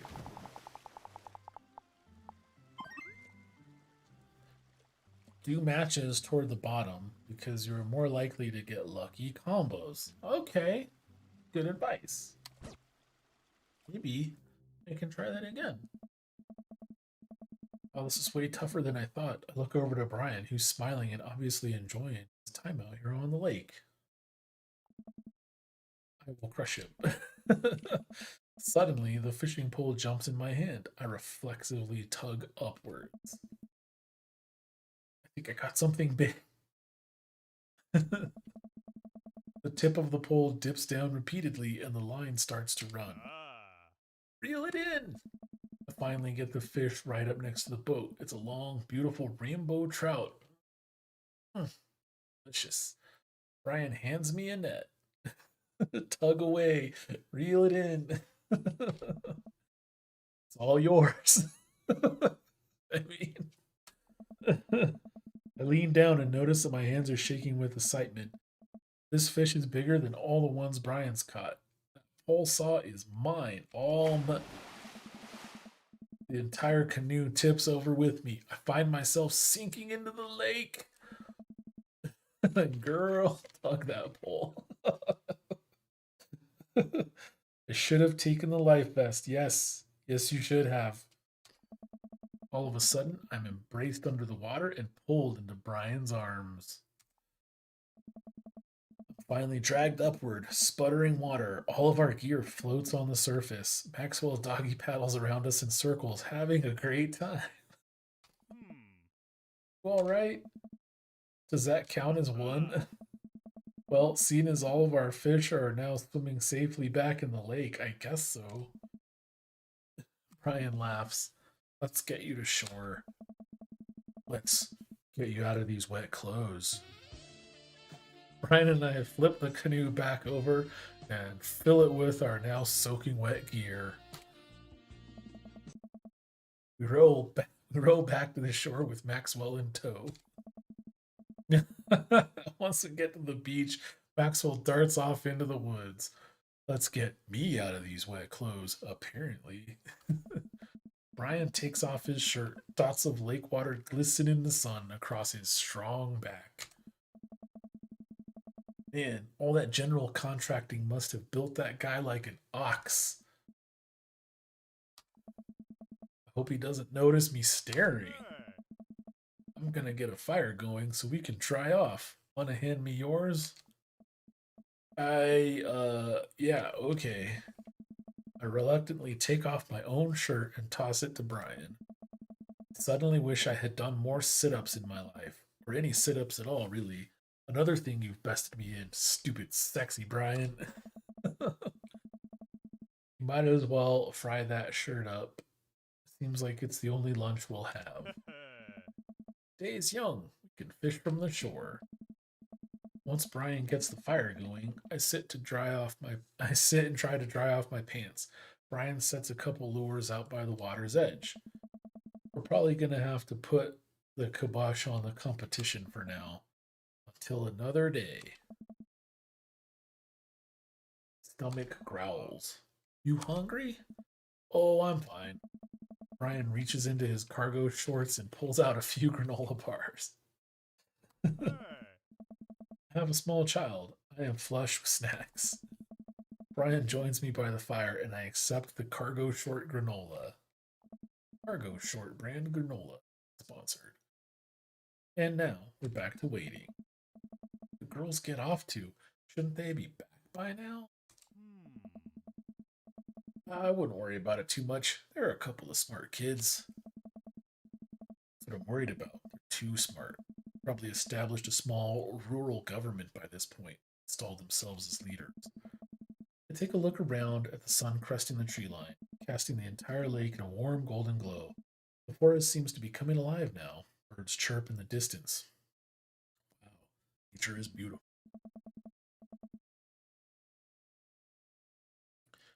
A mosquito bites me. I slap my neck and curse. Nature sucks. Go, bud. Brian hands me a bottle of bug spray. I begrudgingly take it and douse myself. Ugh, I've always hated how this stuff smells. I always kind of liked it. Reminds me of being outside. Maybe you and I have different sentiments on the outdoors. Maxwell comes bounding up to me, a huge stick in his mouth. He drops it at my feet and looks at me expectantly. Hell yes, fetch. Fake out throw. Come on, man. Break the stick in half to assert your dominance? Man, no way. I'm going to throw the stick towards the woods. I can do no wrong with this guy. I hurl the stick as hard as I can towards the tree line. Maxwell bolts after it, running as fast as his stubby little legs can carry him. Which, consequently, is not very fast. It is very cute, though. Yeah, that is a Roberto move. Nice throw, Javier. I turn away so he can't see me blush. Maxwell brings the stick back to me, clearly proud of himself. Good boy, Maxwell. You're a very good and speedy boy. You're the world champ of fetch. Who's a good boy? It's time for the pets. What's the plan? Scratch behind his ear. Rub that belly. That's a good one. That's a good question. I like to say scratch behind the ear, but I mean, it's also the good belly rub. So, not sure which one to go with. I don't know. What do you guys think? Think we should scratch behind the ear or rub that belly?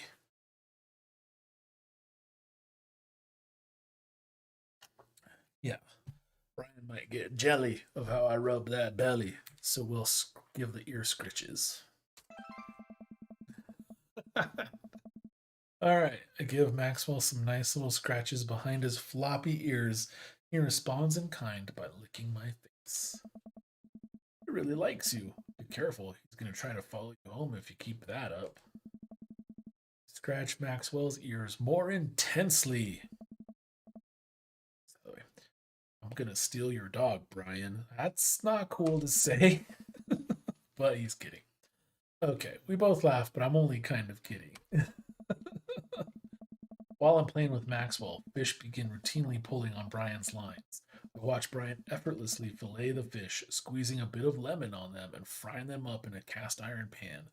Before we know it, we have a feast fit for a couple of shirtless dudes.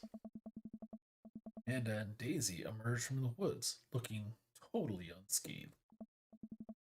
Whoa, Dad Bod Patrol, I'm gonna have to issue you both a citation and demand you both put your shirts on. There are children present. Brian tosses me my now dry shirt. I pull it over my head, thankful that I will no longer be distracted by Brian and his pecs. Where have you guys been? Studying entomology. What?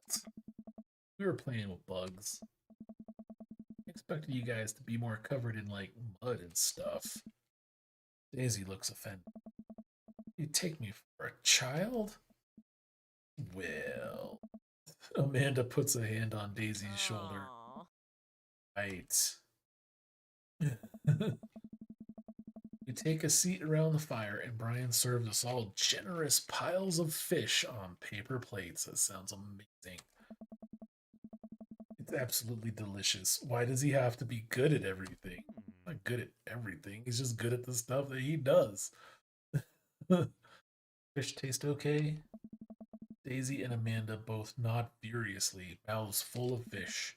It's incredible. I've never had fish this good. That's true, man. Fresh rainbow trout, like right out of the lake or stream. Oh, anyway, yeah, just fried up in the pan, lemon, butter. Oh, ooh, so good. Yeah, it's great. Whole Harding family recipe. Huh? Why are your pants wet? Well, Amanda, we were out there on the lake, and then I accidentally tipped over that boat. Oh, it covers for me. Don't worry, all of the gear floated to the surface, so we didn't lose anything, right, Javier? I, yeah, that's exactly what happened. Can't believe he just covered for me. Ooh, gosh, he even out humbles me. He's trying to beat me at everything, including my world famous sense of humility.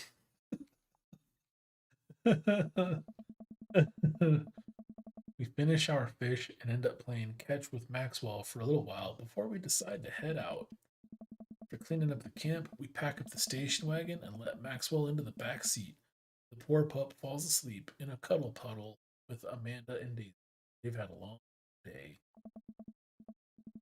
Been an ordeal today, bud. Let me drive you guys home.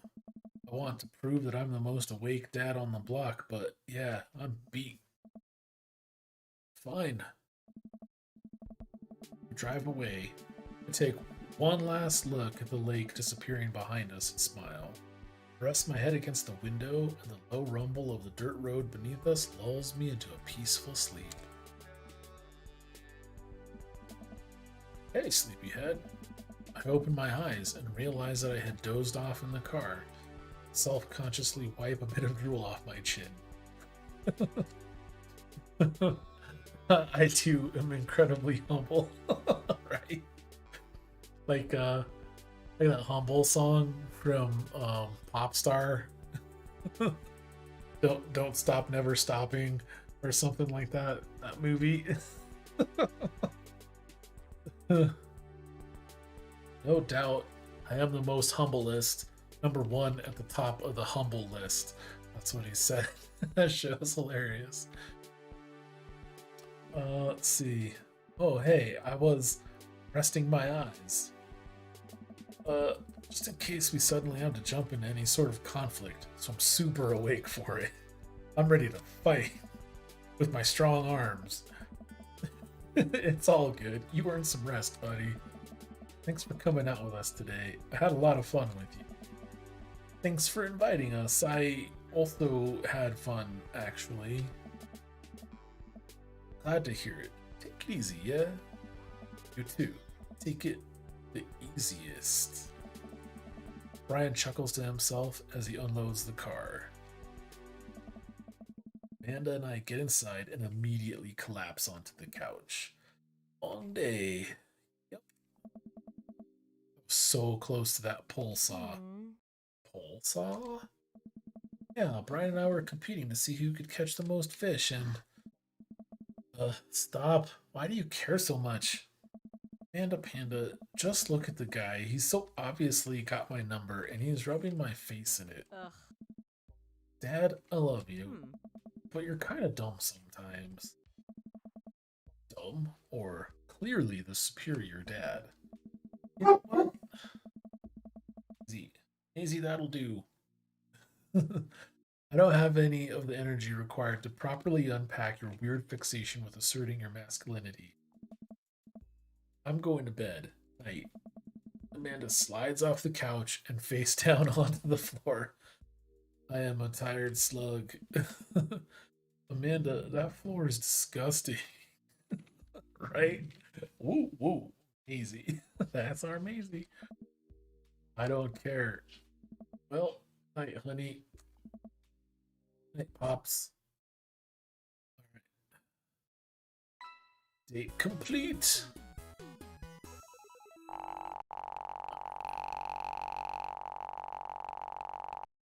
You know what?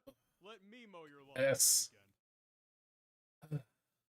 I like kind of fell into a rank S date with Brian and a rank B date with Matt.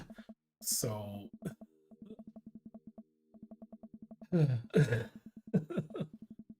it's a beautiful night and the air smells so fresh. So I decided to take the long way home.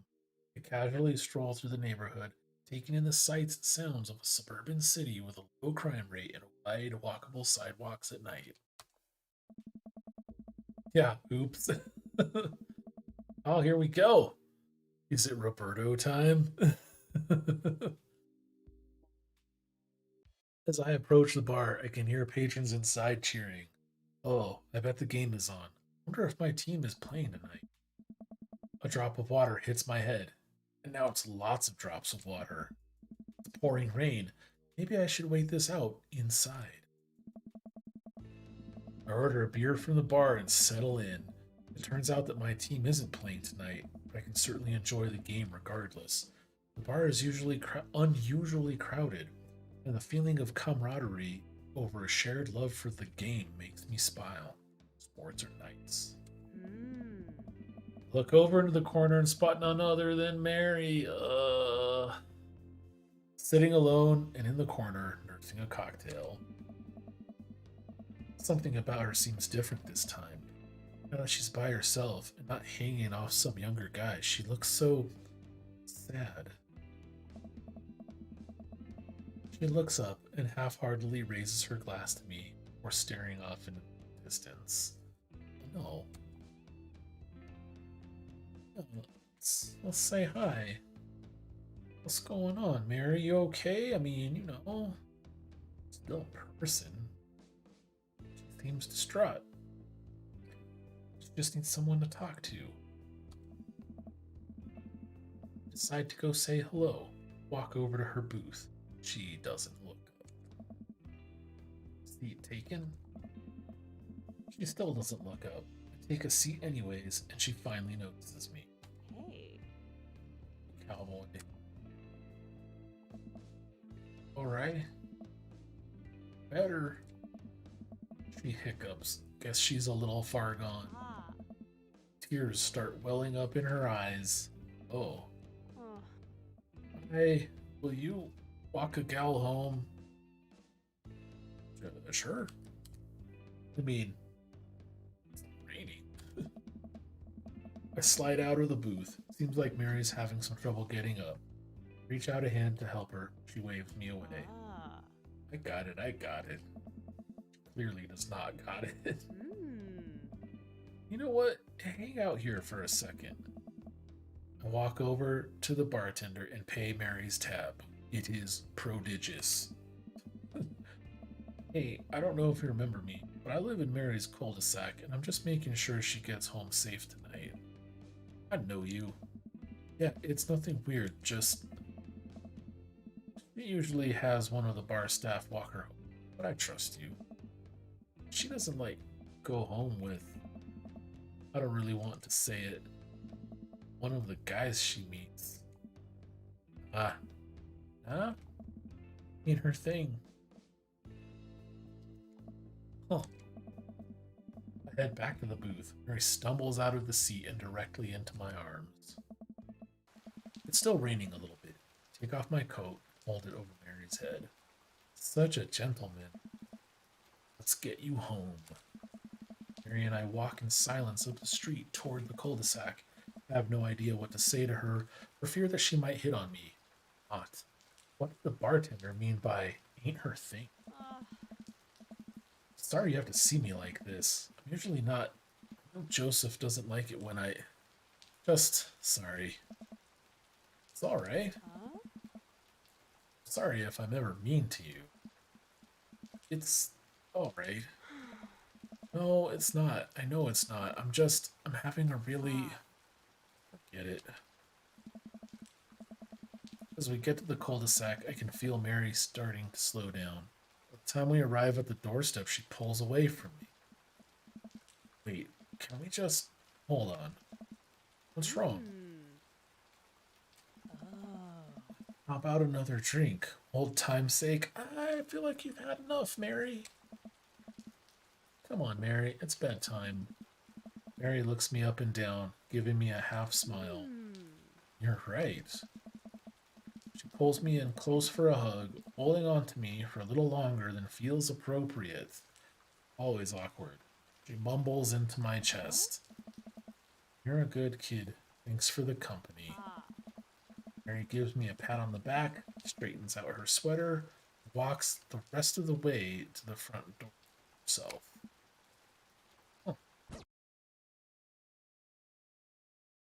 Welcome. You All right. got dads. Cool. Perfect time. Oh, for a quick break. I just got a quick bio break. Just real quick. So we'll be back in about 5, I think, and we'll go on our next date. And who it's gonna be? Roberto, or Hugo? No, who knows? Think about it. I'll be right back, and decide.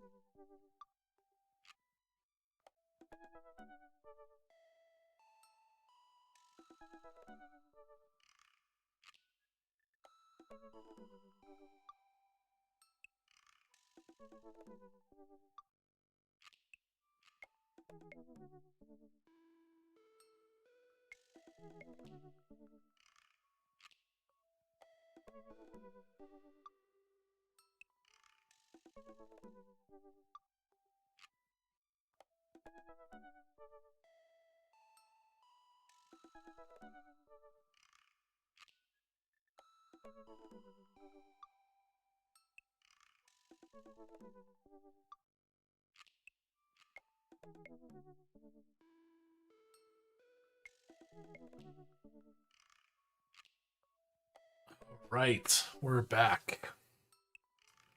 It looks like Dez wants some of that intellectual stimulation with Hugo. Yes, with Hugo, who prefers to discuss literature and 16th century fashion. Startle response is strong today, boys. Oh, I'm sorry, Rainy. I will try to give you less startling preamble to my return. Quick bio breaks.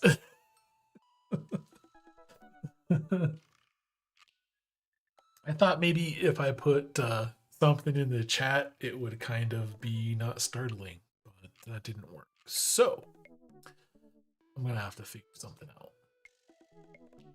Hugo Raymond Holt. What's his last name? What's Hugo's last name? Do we even know? Got the chat afterwards. Yeah, I guess the delay is a little weird. Yeah. Go. Go, what's up, man?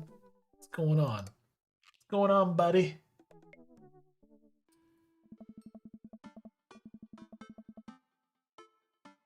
I should take Hugo up on his offer to hang out. I had a lot of fun with an aquarium. Hugo down on that pants literature. I type out a message to him on Dad Book. They still want a cheese board? Ooh. Hugo responds within a few minutes. This wall of text. Colin is still being a humongous shithead. He won't stop sending the same picture of Jackie Chan in a mesh shirt to the printer. And it's a nice picture, but it's wasting all my paper. Paper's cheap, bruh. It's the ink. That's how they get you. Ink.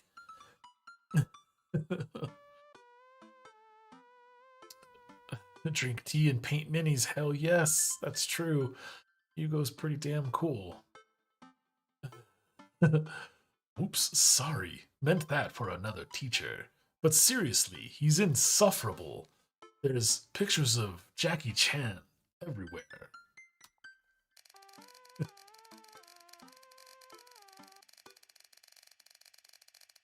Oh my goodness.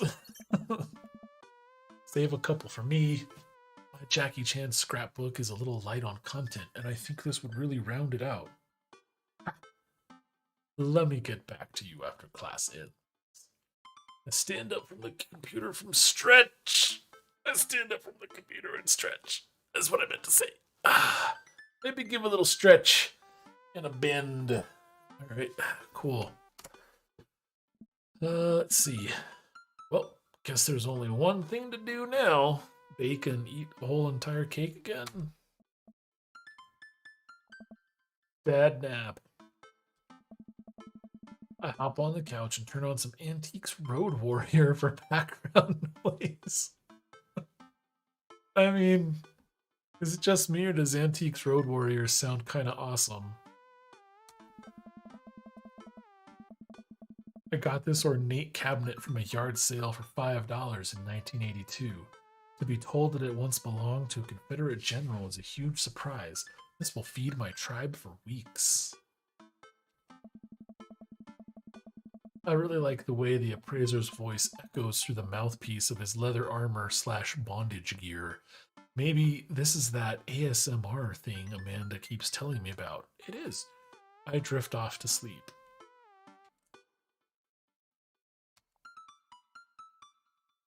You're gonna dream about scavenging furniture? A post-nuclear apocalypse wasteland? No, I won't, because I'm jolted awake by a dad book message from Hugo.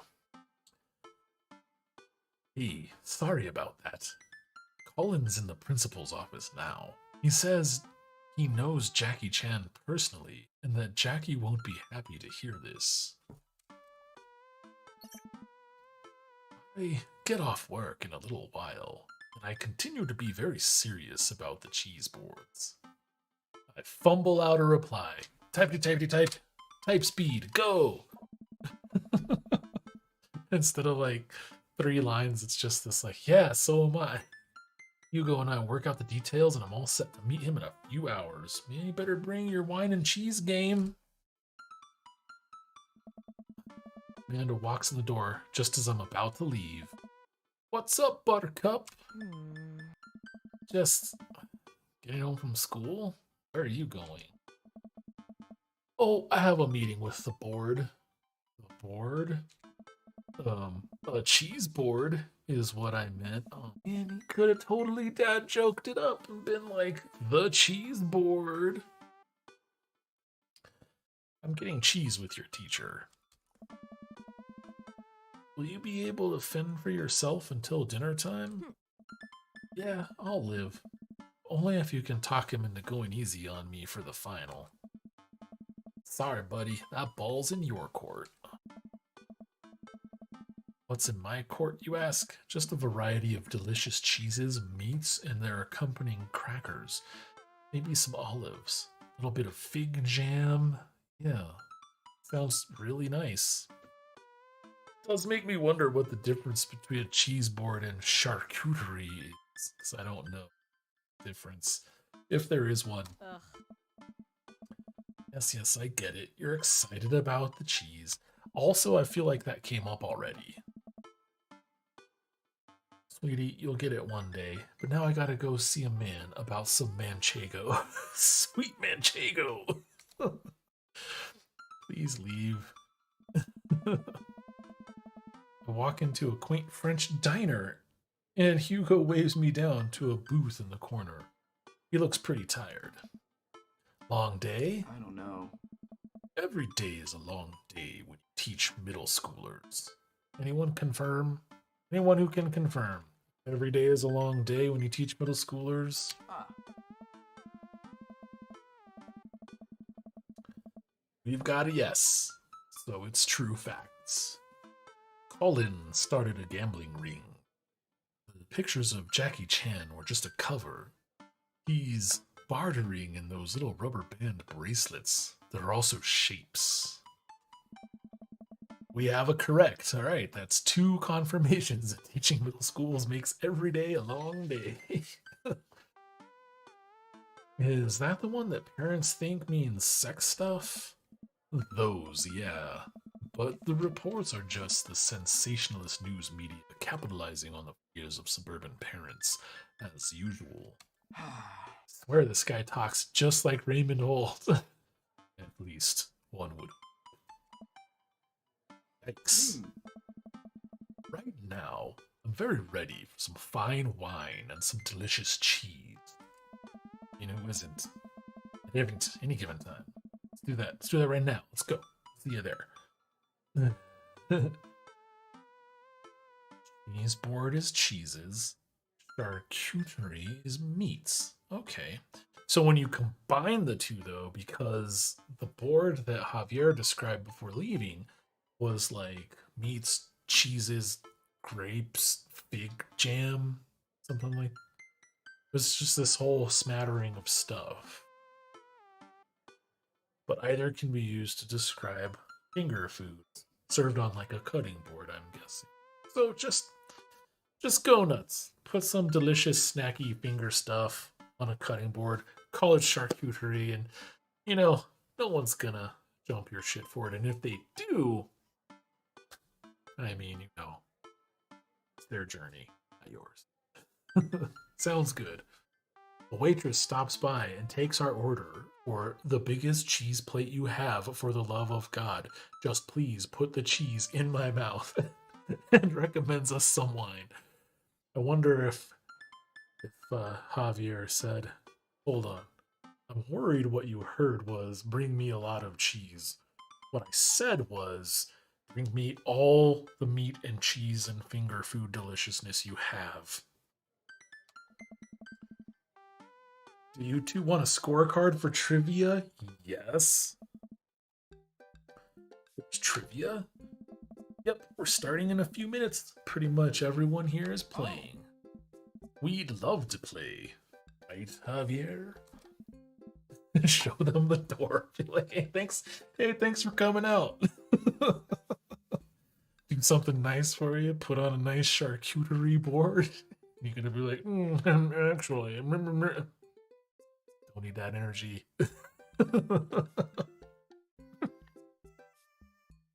Sir, that's number nine's a party platter. It serves 13.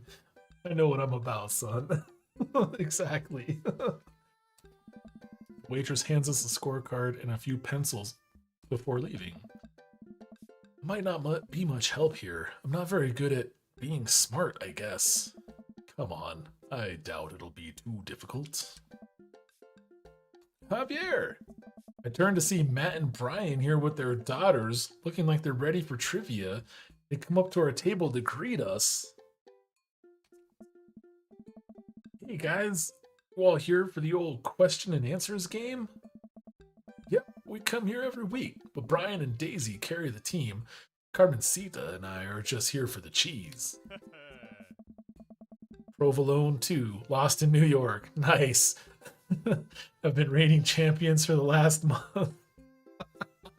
That is a great name for a trivia team. Provolone 2, lost in New York.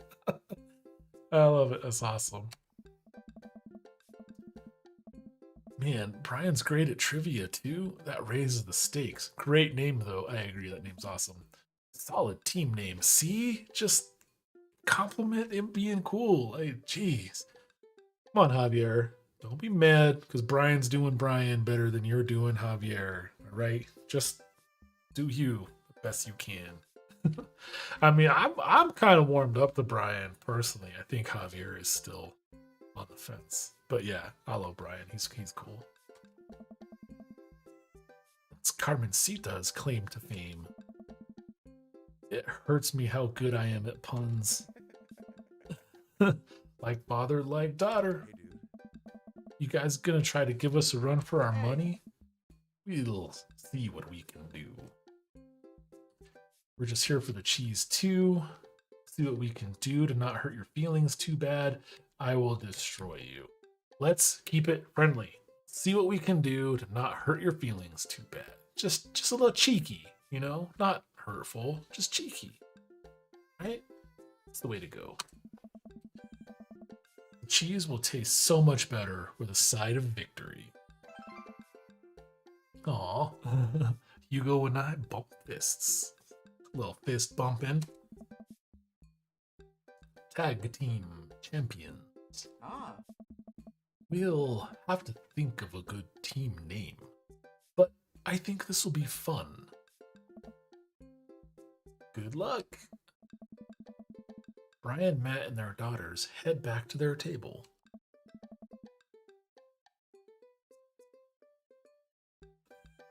Well, I guess we need a name. Yeah. Let's see.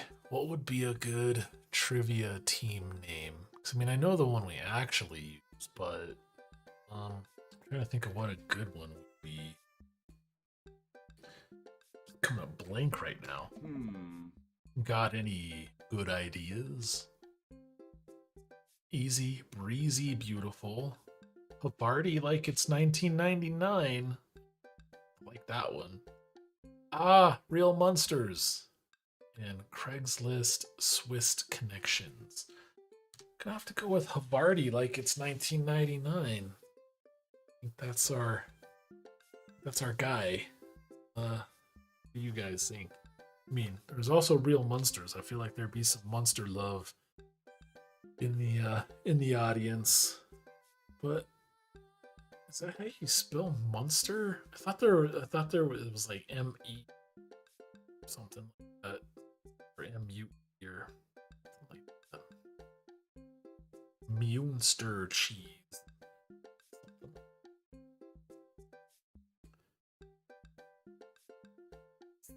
Go Real Monsters for 1999. Des says 1999, and she carries Kenny's vote as well. So I mean, I think we're gonna have to go with 1999. Havarti, like it's 1999. That'll do just nicely. Waitress comes by with our cheese board and we revel in its glory. Already I can see a piece of cheddar with my name on it. I pair it with some strawberry preserves and slide into dairy-induced ecstasy crackers. That's the thing he said, crackers. just hits me. Such a fine variety of cheese and charcuterie that I'm positively overwhelmed. A quick dip into the seasoned nuts, a slice of savory yet salty Gouda, or perhaps a focaccia crisp, topped with honey and goat cheese.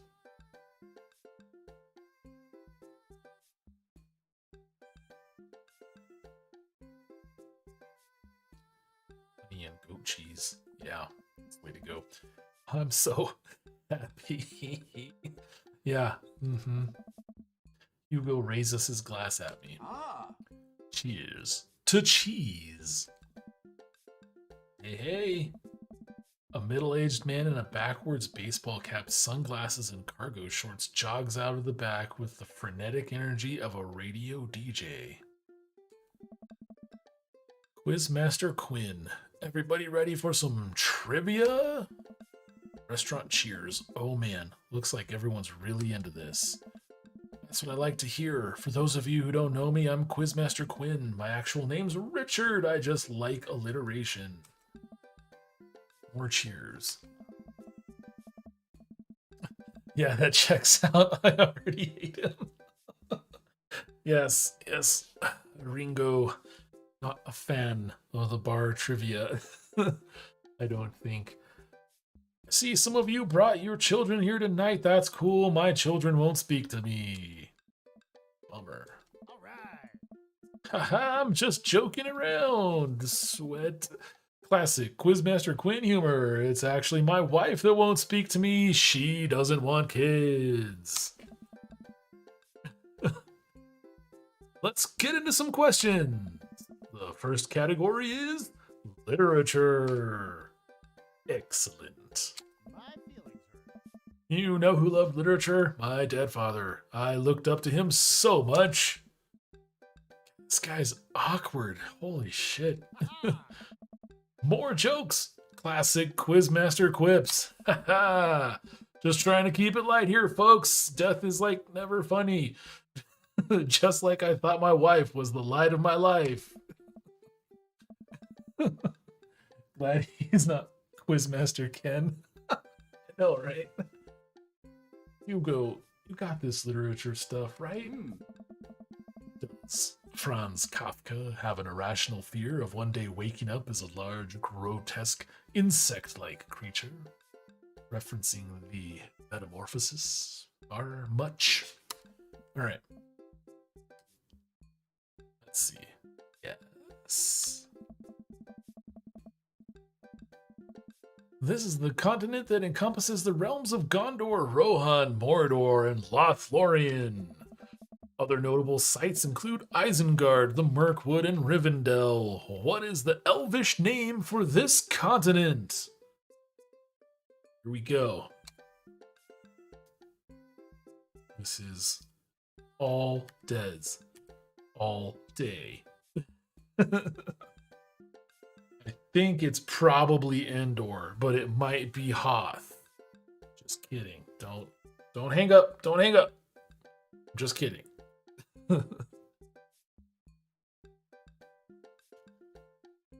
But that only means it could be Arenal or Lemuria. I don't know. I feel like it's this one. But honestly, I have no idea. Don't. I feel like we should have this one in the bag. We should definitely know this one. Between Des and Kenny, pretty stout Lord of the Rings fans. Yeah, I think it's 3. Let's go with you guys. Here we go. wrong answer. What?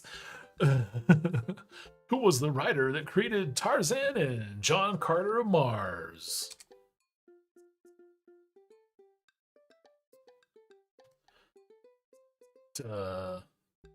Let's see.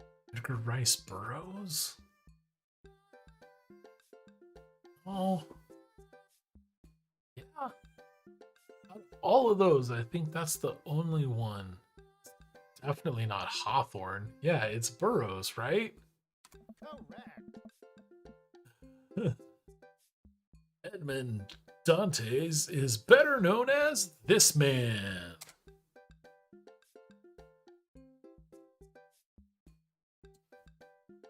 Uh,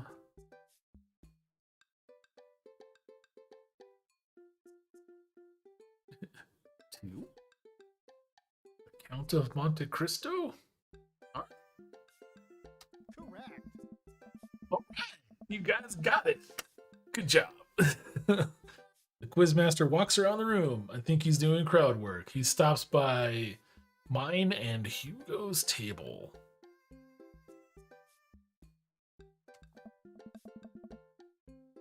Oh, nice cheese plate you got there. Thank you. Hey, how's that cheese tasting, big guy? Good.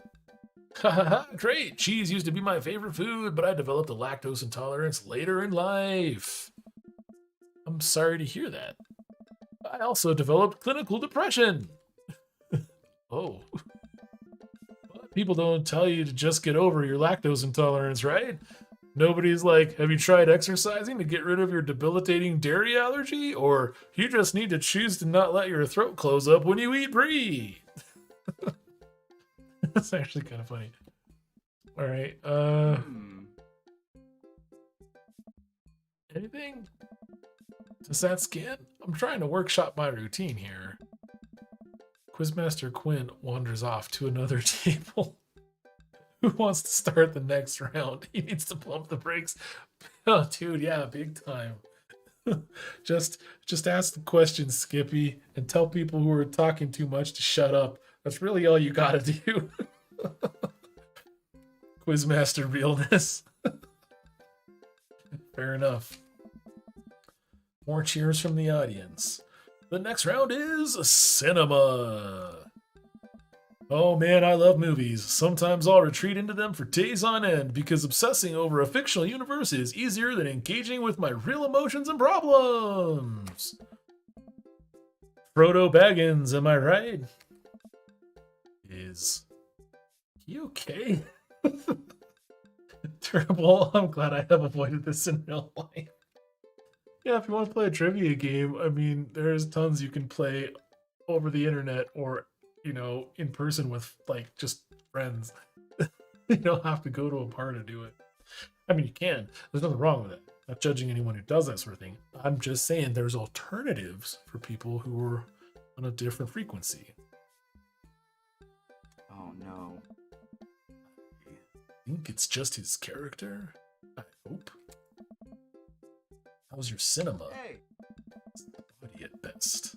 I don't know a lot about movies, but if there are any questions about bad horror movies, I can be of service. That's an interesting one. It's a bit of a guilty pleasure. In Return of the Jedi, what does Luke ask Leia if she remembers?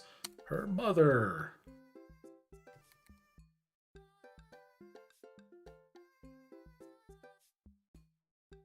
I gotta wait for the crowd. I love Hugo so much. Hugo's pretty rad.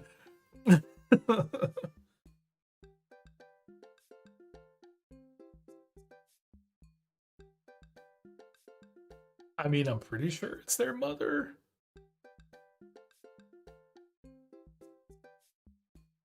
Des says it's their father.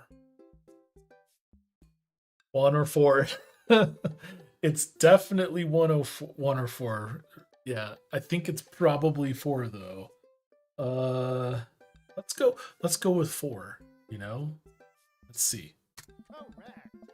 Correct. All right. What entertainer makes a fourth wall breaking appearance in the film Gremlins 2? This is all you, Des. Gremlins 2. I don't think I've even seen Gremlins 2.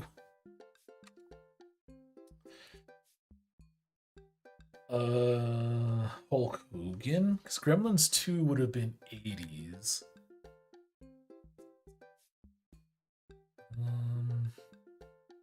How have I not seen Gremlins 2? I mean, I saw Gremlins 1, like, in the theater when I was a kid. Kenny says 4. I think that sounds right. Here you go, Kenny. Oh, we missed it. Okay. Which of these 80s horror movies does not feature an Indian burial ground as part of its setting? It was Hulk Hogan. Yeah. What that checks out. Okay. The Shining, no Indian burial ground. Within the Woods, never heard of it. Poltergeist, definitely burial ground. Pet Cemetery, definitely burial ground. So, we're gonna go with The Shining because it's definitely no burial ground there. It is a haunted, sentient hotel. But we've got some controversy. So I'm saying The Shining, as saying Within the Woods. So we're hanging tough right now. Let's see, because if we're smart, you know, Hugo's attracted to a big, brainy cranium.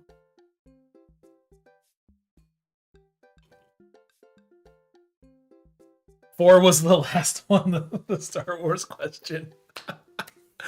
That was Hulk Hogan. Okay. I'm breezing through this a little fast. Delay is throwing us off, and that's okay. I can slow down. I'm being affected by Quizmaster Quinn's like DJ Radio Voice Energy. So I can slow down. Okay. I think Des and I are on the same page though. It's The Shining. So let's see what it says. No. What? No? Come on. Seems like we're doing pretty well, but we're neck and neck with Brian and Matt's team. Those guys are pros.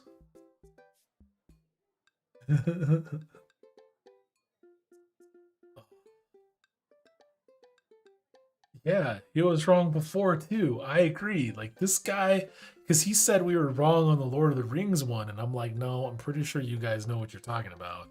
And then just now, I know The Shining has nothing to do with like burial grounds and stuff like that. So I don't know that the little voice things. Yeah, The Shining was right, and so is Aaronall. So something's fucky. Also authentic to pub quiz.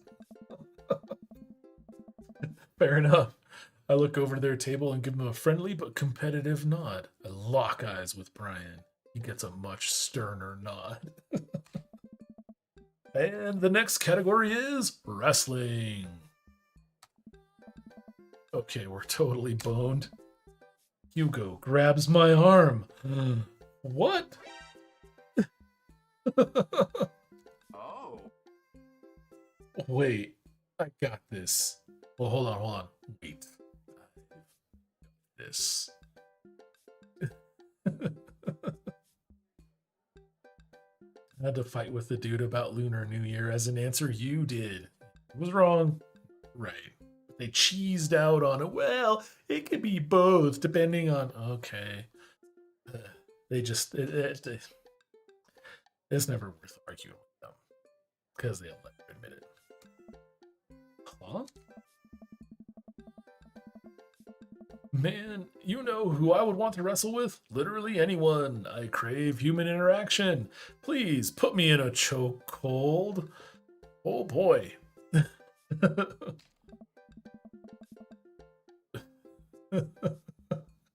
Please, it has been so long since I've been held.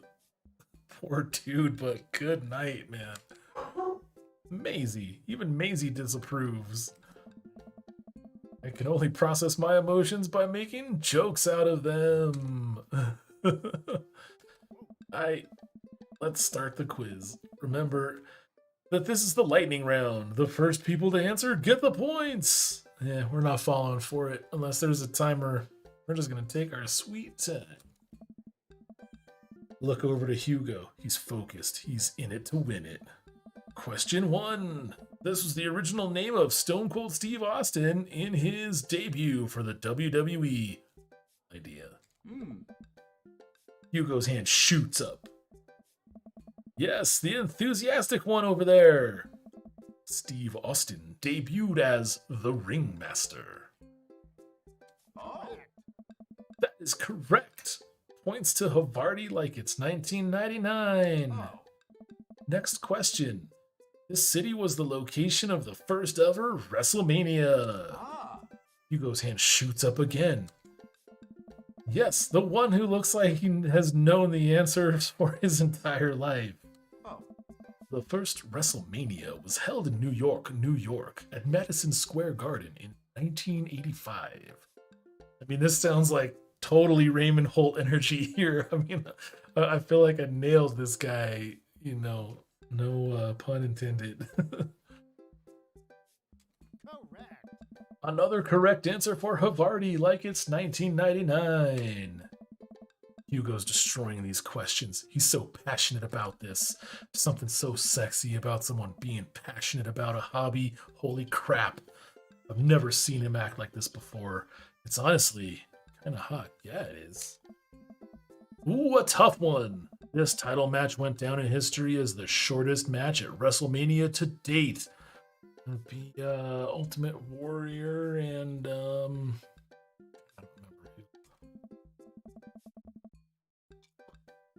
Hugo jumps up more excited than I've ever seen him. Oh. Chavo versus Kane. Oh, okay. Sounds right. Incorrect. Ooh, sorry, Bucko, but that is incorrect. The actual answer is Daniel Bryan versus Sheamus at WrestleMania 28. I'm not angry. I'm just disappointed. No, that's absolutely wrong. The real record is Chavo Guerrero versus Kane, WrestleMania 24, March 30th, 2008. Kane took down Chavo with one chokeslam and pinned him for the 3 count. I will not stand for this travesty. Hey man, I'm just reading from the card here. I don't actually write these, it's what they all say. Well, you're still incorrect. What are you, my ex-wife? The crowd erupts in laughter. Hugo blushes. He retreats back into his chair. It's rainy.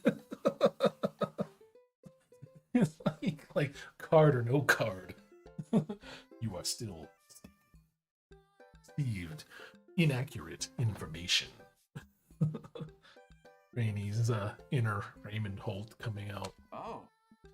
Fine. Wow, Hugo seemed really fired up about that. Where did you get this encyclopedic knowledge of wrestling? How do you know so much about wrestling? Oh, you know. You just pick stuff up.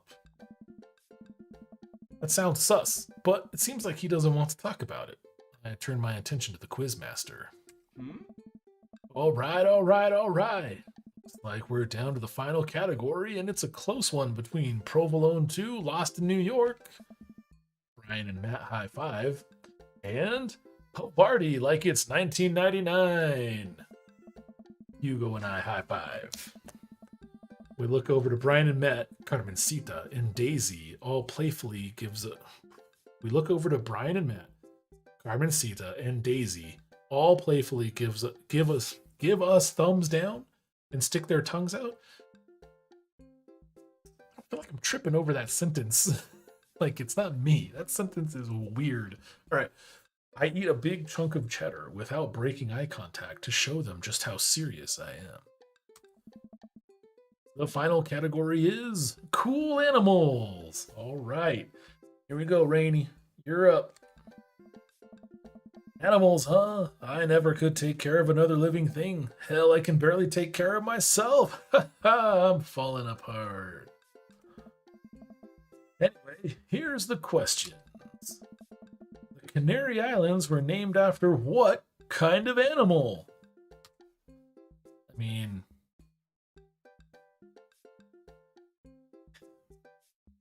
It's like you want to say birds, but it feels like a trick question, like it might be fish.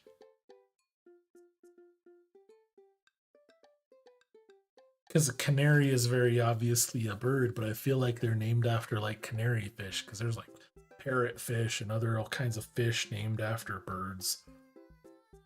I don't know. Feels like a trick question. Birds is too obvious. Dogs. Are you serious? It's dogs?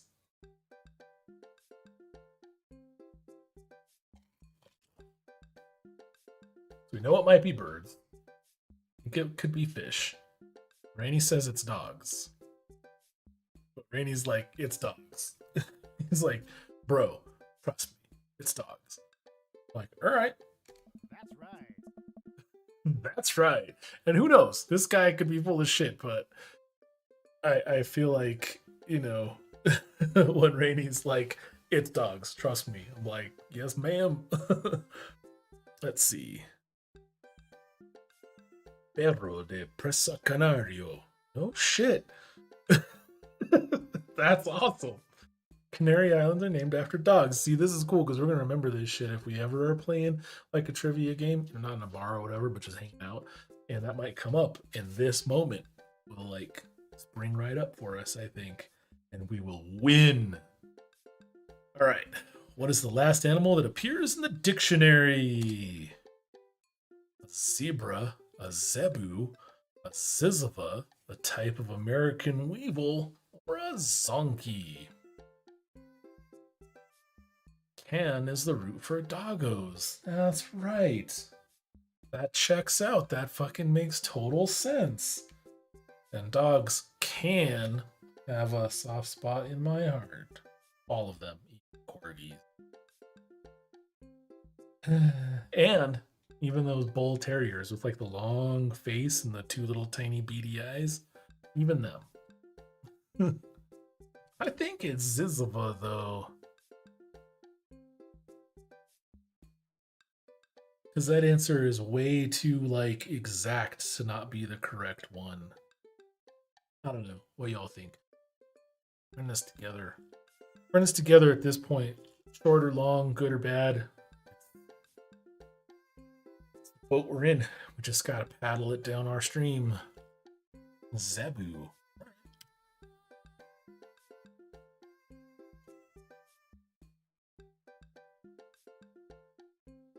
That's why it's sus. Good eye. Good eye. Yeah.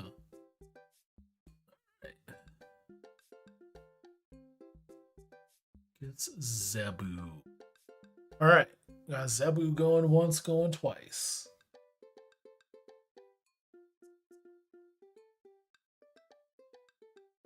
Definitely don't think it's Zonky. All right. Zebu it is. Bronco. Oh no! But this guy doesn't know what he's fucking talking about, so not concerned with this dude's opinion. Okay. What mammal has the thickest concentration of fur in nature?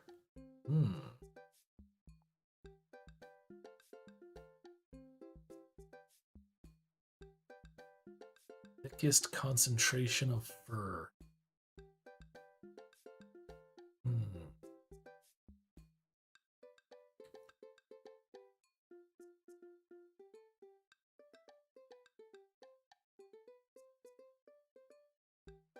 Otter. All right. Rainey says the otter. I'm inclined to just be like, because you're a man when it comes to this animal stuff. So I'm in otter. So gonna go with otter. This confirms it. Rectamundo. All right, I'm just gonna come around and collect your scorecards, and we'll see who came out on top. Remember, the winning team gets a $25 gift card to Phil's Auto Care. If you need a car part, Phil's will fulfill all your needs. Everyone oohs and ahs.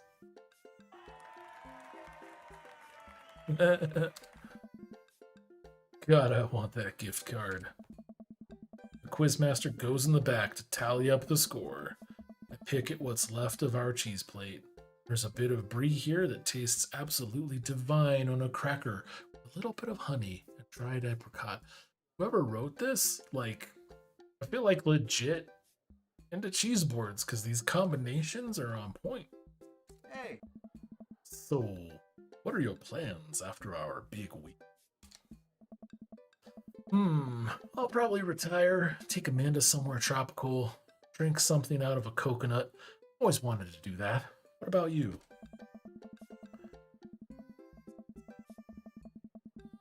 Probably take my winnings to Cullen's gambling ring. Bet it all on black. Walk out of there with more rubber bands in the shape of animals than I know what to do with.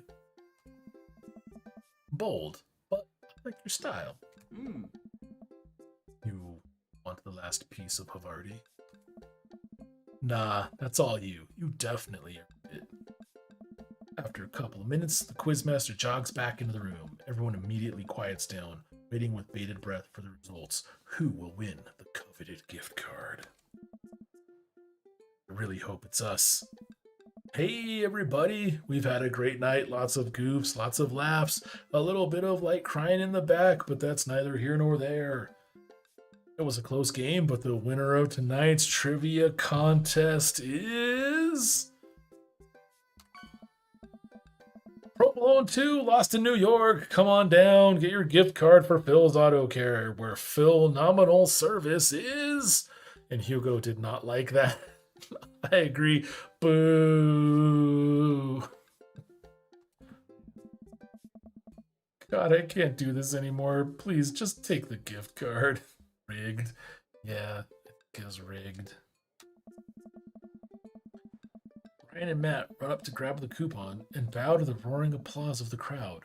I do my best to convey to Hugo a sense of appreciation for his hard work at trivia, with only eyebrow raises and a shoulder shrug. Hey, We'll get them next time, Javier. They haven't heard the last of Havarti like it's 1999. So they get you. Hugo and I walk back toward our cul-de-sac, full of cheese and a sense of defeat. Brian's good, but I saw some tactical weaknesses there which I think we can exploit for the next trivia night. oh. He seemed weak on literature. I think if we can establish ourselves early on, it would hurt team morale. Maybe it would get them more focused on the cheese than. You're right. Next time we'll be prepared. Man, dude, I also like Hugo. He's super rad. His dad is officially in love with Hugo. And like, he just reminds me of like, I mean, he's really cool, but like the voice and just the manner of speech and all that just reminds me of like a really cool villain in like a vampire game or something like that. Be pretty cool. I don't know. I've got a lot of White Wolf on the brain, so that's why. That's why I think you're right. Next time we'll be prepared. Shame about that one wrestling question, though. I'm not kidding. I plan to write a strongly worded letter to whomever employed that man. Come on, there's gotta be a story there. What do you mean? You didn't even stop to think. You pulled that wrestling knowledge out like you were there at the ring yourself. Oh, it's just stuff I happen to know. Oh boy. Okay.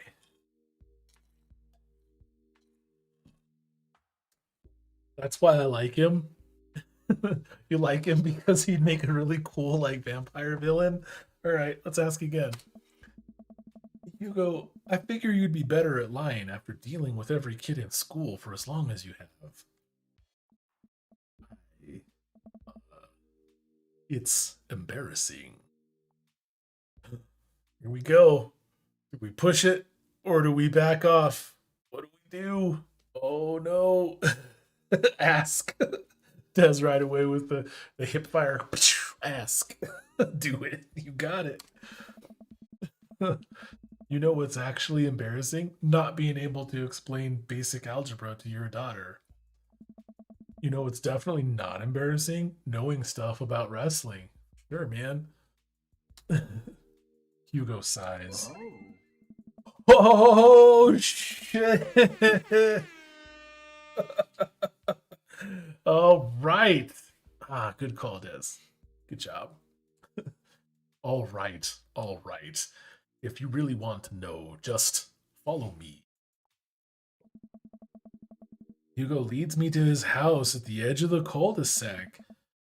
We step inside, and his house is exactly what I expected it to be, neat and filled top to bottom with books and art.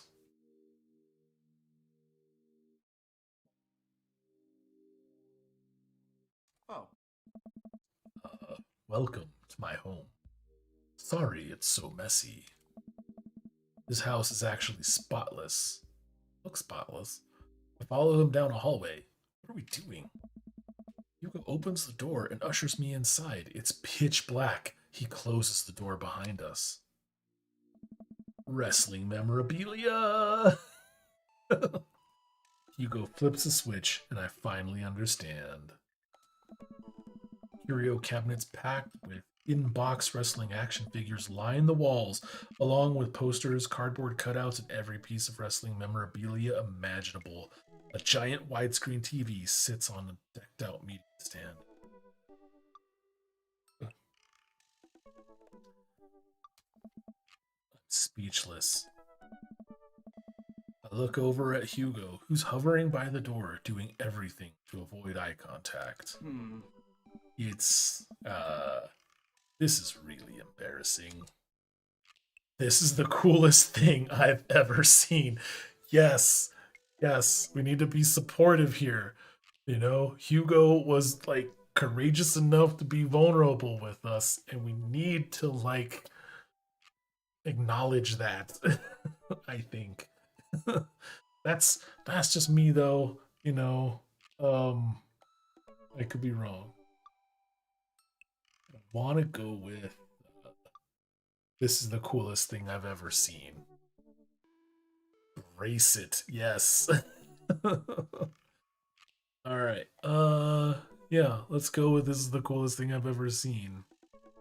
Although, I mean, all of these answers are pretty good because you could be like, wow, like if it's sincere, you know, if you're not like the ironic, like, wow, you know, but if you're like, ugh, like, oh, that could work.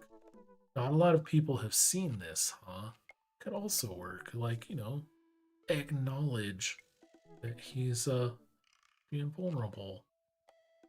I think we just need to run at it. Like, this is awesome. Yeah, I don't think this oh wow is sincere. I don't think so either. I think you're absolutely right. So I want to avoid that one. Uh, hmm. Yeah, I think we're gonna have to go with this is the coolest thing I've ever seen. Let's do it. Say.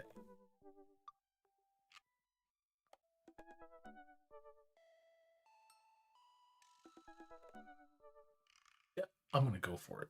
This is the coolest thing I've ever seen. Yes, loved it. Are you kidding? Look at all this stuff. This must have taken you forever to collect. Can I touch this? Go ahead. I pick up one of his replica championship belts and toss it over my shoulder. Well, you know, Mean Gene. Do you smell what I am cooking? Here's are more recent references. I think the line is it's meatballs. Sorry, I don't watch a lot of wrestling. I just think it's so cool how passionate you are about this. Yes, exactly. hey, Oh, yeah, I am. I really, really like wrestling. He's blushing so hard right now. Ernest, Hugo, you brought the wrong kind of. You bought the wrong kind of pizza rolls again. Oh, Ernest, it's his kid. That's right. Looks like Ernest just got home. He's yelling in from the hallway. I can see Hugo immediately deflate. Oh, poor guy. I told you those pizza rolls have less sodium. I just want you to be healthy, son. Ernest comes into Hugo's wrestling room and looks around with disgust. He notices me and scoffs.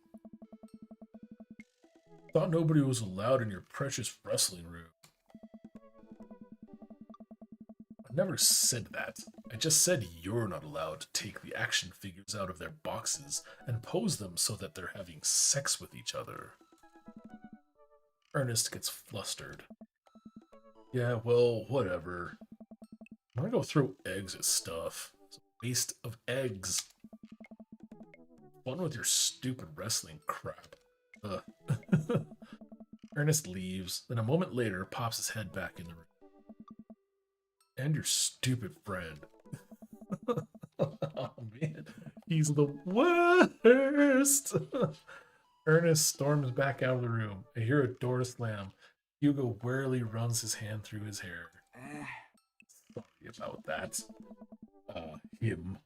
And sorry that I have to keep apologizing about him. He's just going through a phase, I guess.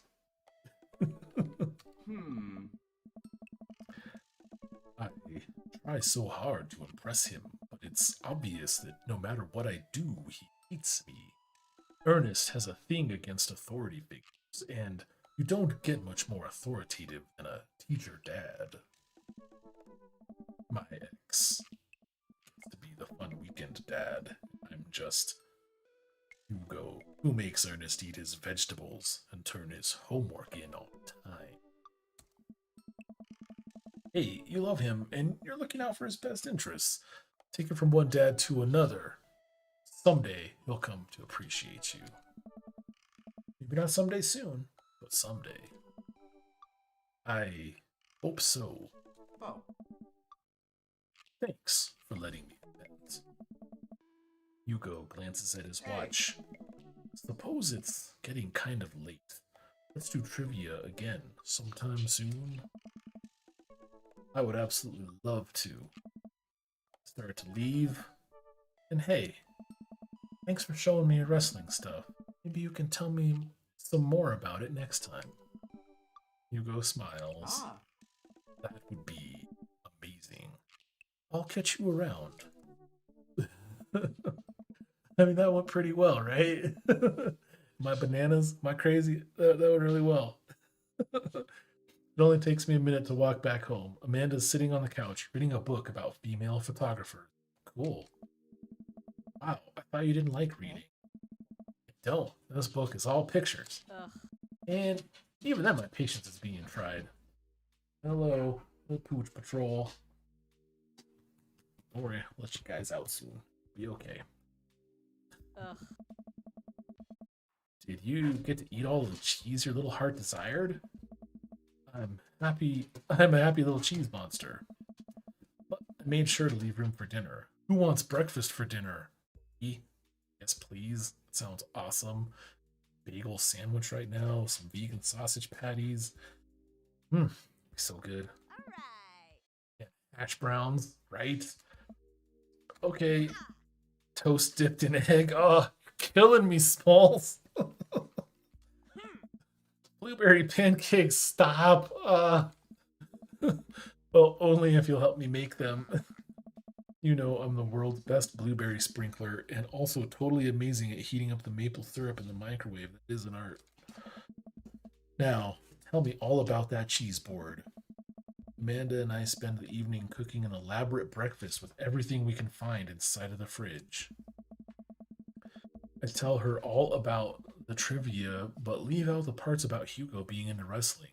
I figured she would probably find some nefarious way to use that information for a better grade. Smart. Date complete. Show me that sweet S footage.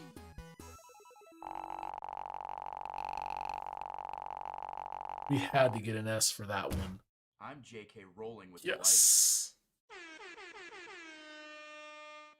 All right. The S score. Welcome. You've got dads. All right. Cool. But it's 9:54. And I think we're good for now. we'll flip over to just chatting for a little bit because Rainy made me a new background for my just chatting screen. So no Roberto, but we'll have to hook up with Roberto next time. Play Dream Daddy. Did great, but didn't narrow it down.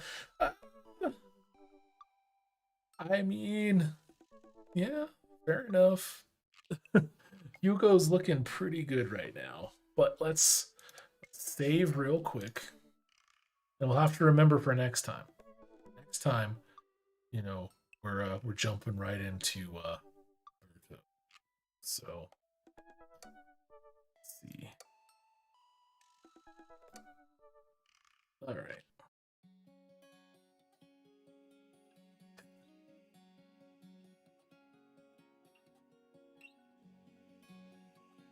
Yeah, it sounds like we need a lot more dates. Is what it sounds like.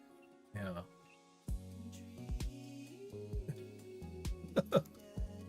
This screen always gets me. Okay. So, courtesy of Rainy, here is our just chatting screen for now.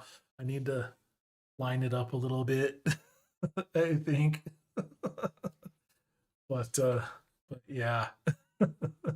the new just chatting screen. I don't really have anything, for you guys. We know that that we're gonna flip to division soon. Let's see. Zoom it in a little bit.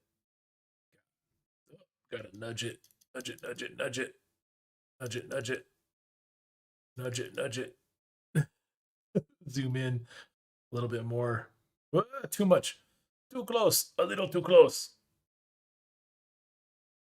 How's that? Let's see. Let's see. Okay. Nudge up. Okay. There we go. Perfect. Yeah. Soma next week. And I feel like we might be able to knock Soma out next week. Not sure. And then after that, it's all Dream Daddy all the time until you're happily daddy ever after. And yeah, then it's division time. And I want to play really bad that. So but I also really want to stream the like whole character creation and like opening parts and stuff like that. So took a screen cap. That is awesome. Yeah, man. Share with your friends. Spread love.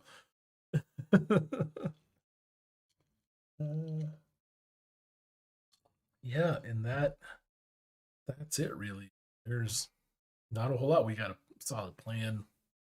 I mean, I keep just little by little working out the tech kinks and stuff like that, and I think we're in a good spot. Division might be tough, but Soma's worked out because last time it was just all formatted, all weird and all that. Got that all figured out and sorted out. Uh, yeah, so we're good to go. Uh, yeah, right on. If y'all got anything, I don't got anything. We just hang out a little bit for a couple minutes, unless there's anything that we'll talk about or need to bring up or anything like that. Like I have an eyelash or something bothering me. It's weird. I never see any streamers doing any human stuff like that, and I'm like, how do they do it? How how do they do it? Constantly like, I don't know what to do. Hands. But I'm glad you guys had a good time. I hope it's a little decompression for you, a little bit of escape. And I honestly really appreciate the opportunity it gives me to try to like voice stuff, everything else, because I really enjoy trying to do that, like for just different characters and stuff like that. I don't even care if I'm like super good at it or whatever or anything like that. I genuinely enjoy the attempt. So, I think I'm just gonna keep doing it, better or worse, good or bad, don't even care. I just have so much fun voicing characters. So that's one thing that I love about this game. It's awesome. And I'm so glad that you had fun, Daz, and that it helps. So that is why we're here. That is what this is all about. So as long as folks are just relaxing and having a good time, that's where we want to be. So, but it's 10 o'clock, so everyone can decompress, take a few deep breaths, have some tea, have some cocoa, have some water, have some whatever. And yeah, just enjoy your evening. Ocean Man, what's up? Thanks for coming in. We're gonna be back next week with some Selma, so if you want to come in for that and hang out, feel free. But we're wrapping it up for tonight, so we're all done. But thank you for coming around. I'm glad it was a great time. Love you all very much, and thank you. We'll see you next week.